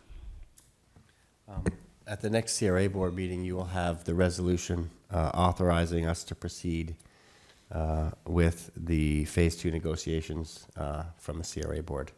Additionally, with that, you'll have an updated report on who we propose to be with the joint work team, what schedule we propose to follow, as well as the goals that we propose and the timeframes that we propose to work with the individual council members to not only develop your vision, but then to bring that forward and negotiate what the council desires with the new developer. Is the meeting are we sticking with the Wednesday before Thanksgiving? for the meeting? The next proposed meeting is December 11th. So we're not meeting November 27th? We did not propose to meet November 27th. No. All right. We can meet if we do it telephonically. You can be on the call. Yeah, I won't even be here. Anyone else for item number 8? All right, we'll go to report of the executive. We don't have any items tabled, and we'll go to report of the executive director. I have no further comment. All right, report of general counsel. I don't know if it's a report, but to Mr. McCoy's comment about there being a potential, Pull your mic up to you. I don't think it's working. there being a potential protest because of, that's been resolved in that the resolution has been approved by all the parties to resolve any issue about any conflicts coming back up. That's done. Okay. All right. Discussion of the board. We'll start with Mayor Fielder. Nothing. Dr. Botel? Just a reminder to people that we did have an information session about the Palm Beach State College courses that will, courses, program of studies, that we'll be offering right here in Riviera Beach at our own Public Works building. We had a fair number of people come out to the lunch and dinner meetings yesterday. But if anyone is interested, this is a business specialist CCC. If you qualify in terms of finances, it will be entirely paid for, not only the tuition, but also the books. So the scholarship is worth about $1,400, the tuition being $12 and the books being about $250. It will be free for you to get college courses right here in Riviera Beach. If you're interested, please email me at jbotel@riverabeach.org, and I will provide you with the information from Palm Beach State College. It's a wonderful opportunity, and we have to move quickly to get people registered for it because the college needs to know how many people will be attending. But if you're interested at all, please email me at jbotel@riverabeach.org. Again, it's free college courses for a business specialist certificate. All right, Mr. McCoy? Nothing, Madam Chair. Ms. Lanier? I just wanted to announce that December 1st, because we won't be back until December 11th, December 1st is World AIDS Day. And with the new number of cases in Palm Beach County, we need to be very vigilant. And also, please, please, please get tested and know your status. Mr. Lawson? Thank you, Madam Chair. Just wanted to thank Allsite, Riviera Beach, CRA, and the CDC for hosting the construction project readiness workshop. It was hosted yesterday, and it was a standing room. Allsite actually came in, and part of the initiative is to kind of educate and teach more people on how to be project ready and to actually make these bids on the city. And one of the things I want to commend Mr. Ezra Saffo for continuing to bid on these projects here in the city, because he is homegrown and he is continuing to pour into our community. So if he's the only bidder that we're going to receive, I mean, we can't continue to fault him for those things. So I wanted to commend him for that, for the event that he hosted yesterday on educating our residents on how to actually make these bids, how to actually to stay engaged with actually the city. In addition to that, I'm hosting a networking brunch to talk about this very exact project of bidding on projects with the city, working with the city, and being engaged with the city. That's going to be on December 15th at the rooftop. I'm going to be calling all businesses, local businesses. I'd love for Mr. Saffo to sponsor that as well. Thank you. But that is going to be something where you can talk about actually being engaged with the city, bidding on these projects, and actually working with the city as well. And finally, I'm hosting a mental health workshop. It's going to be the kickoff of our symposium. It's going to be a 3-month mental health workshop, mental health in the minority community, and that's going to be December 14th. I'm sorry, December 17th here in the chamber. Thank you, Madam Chair. All right, and I don't have any comments at this time, so with that, we stand adjourned.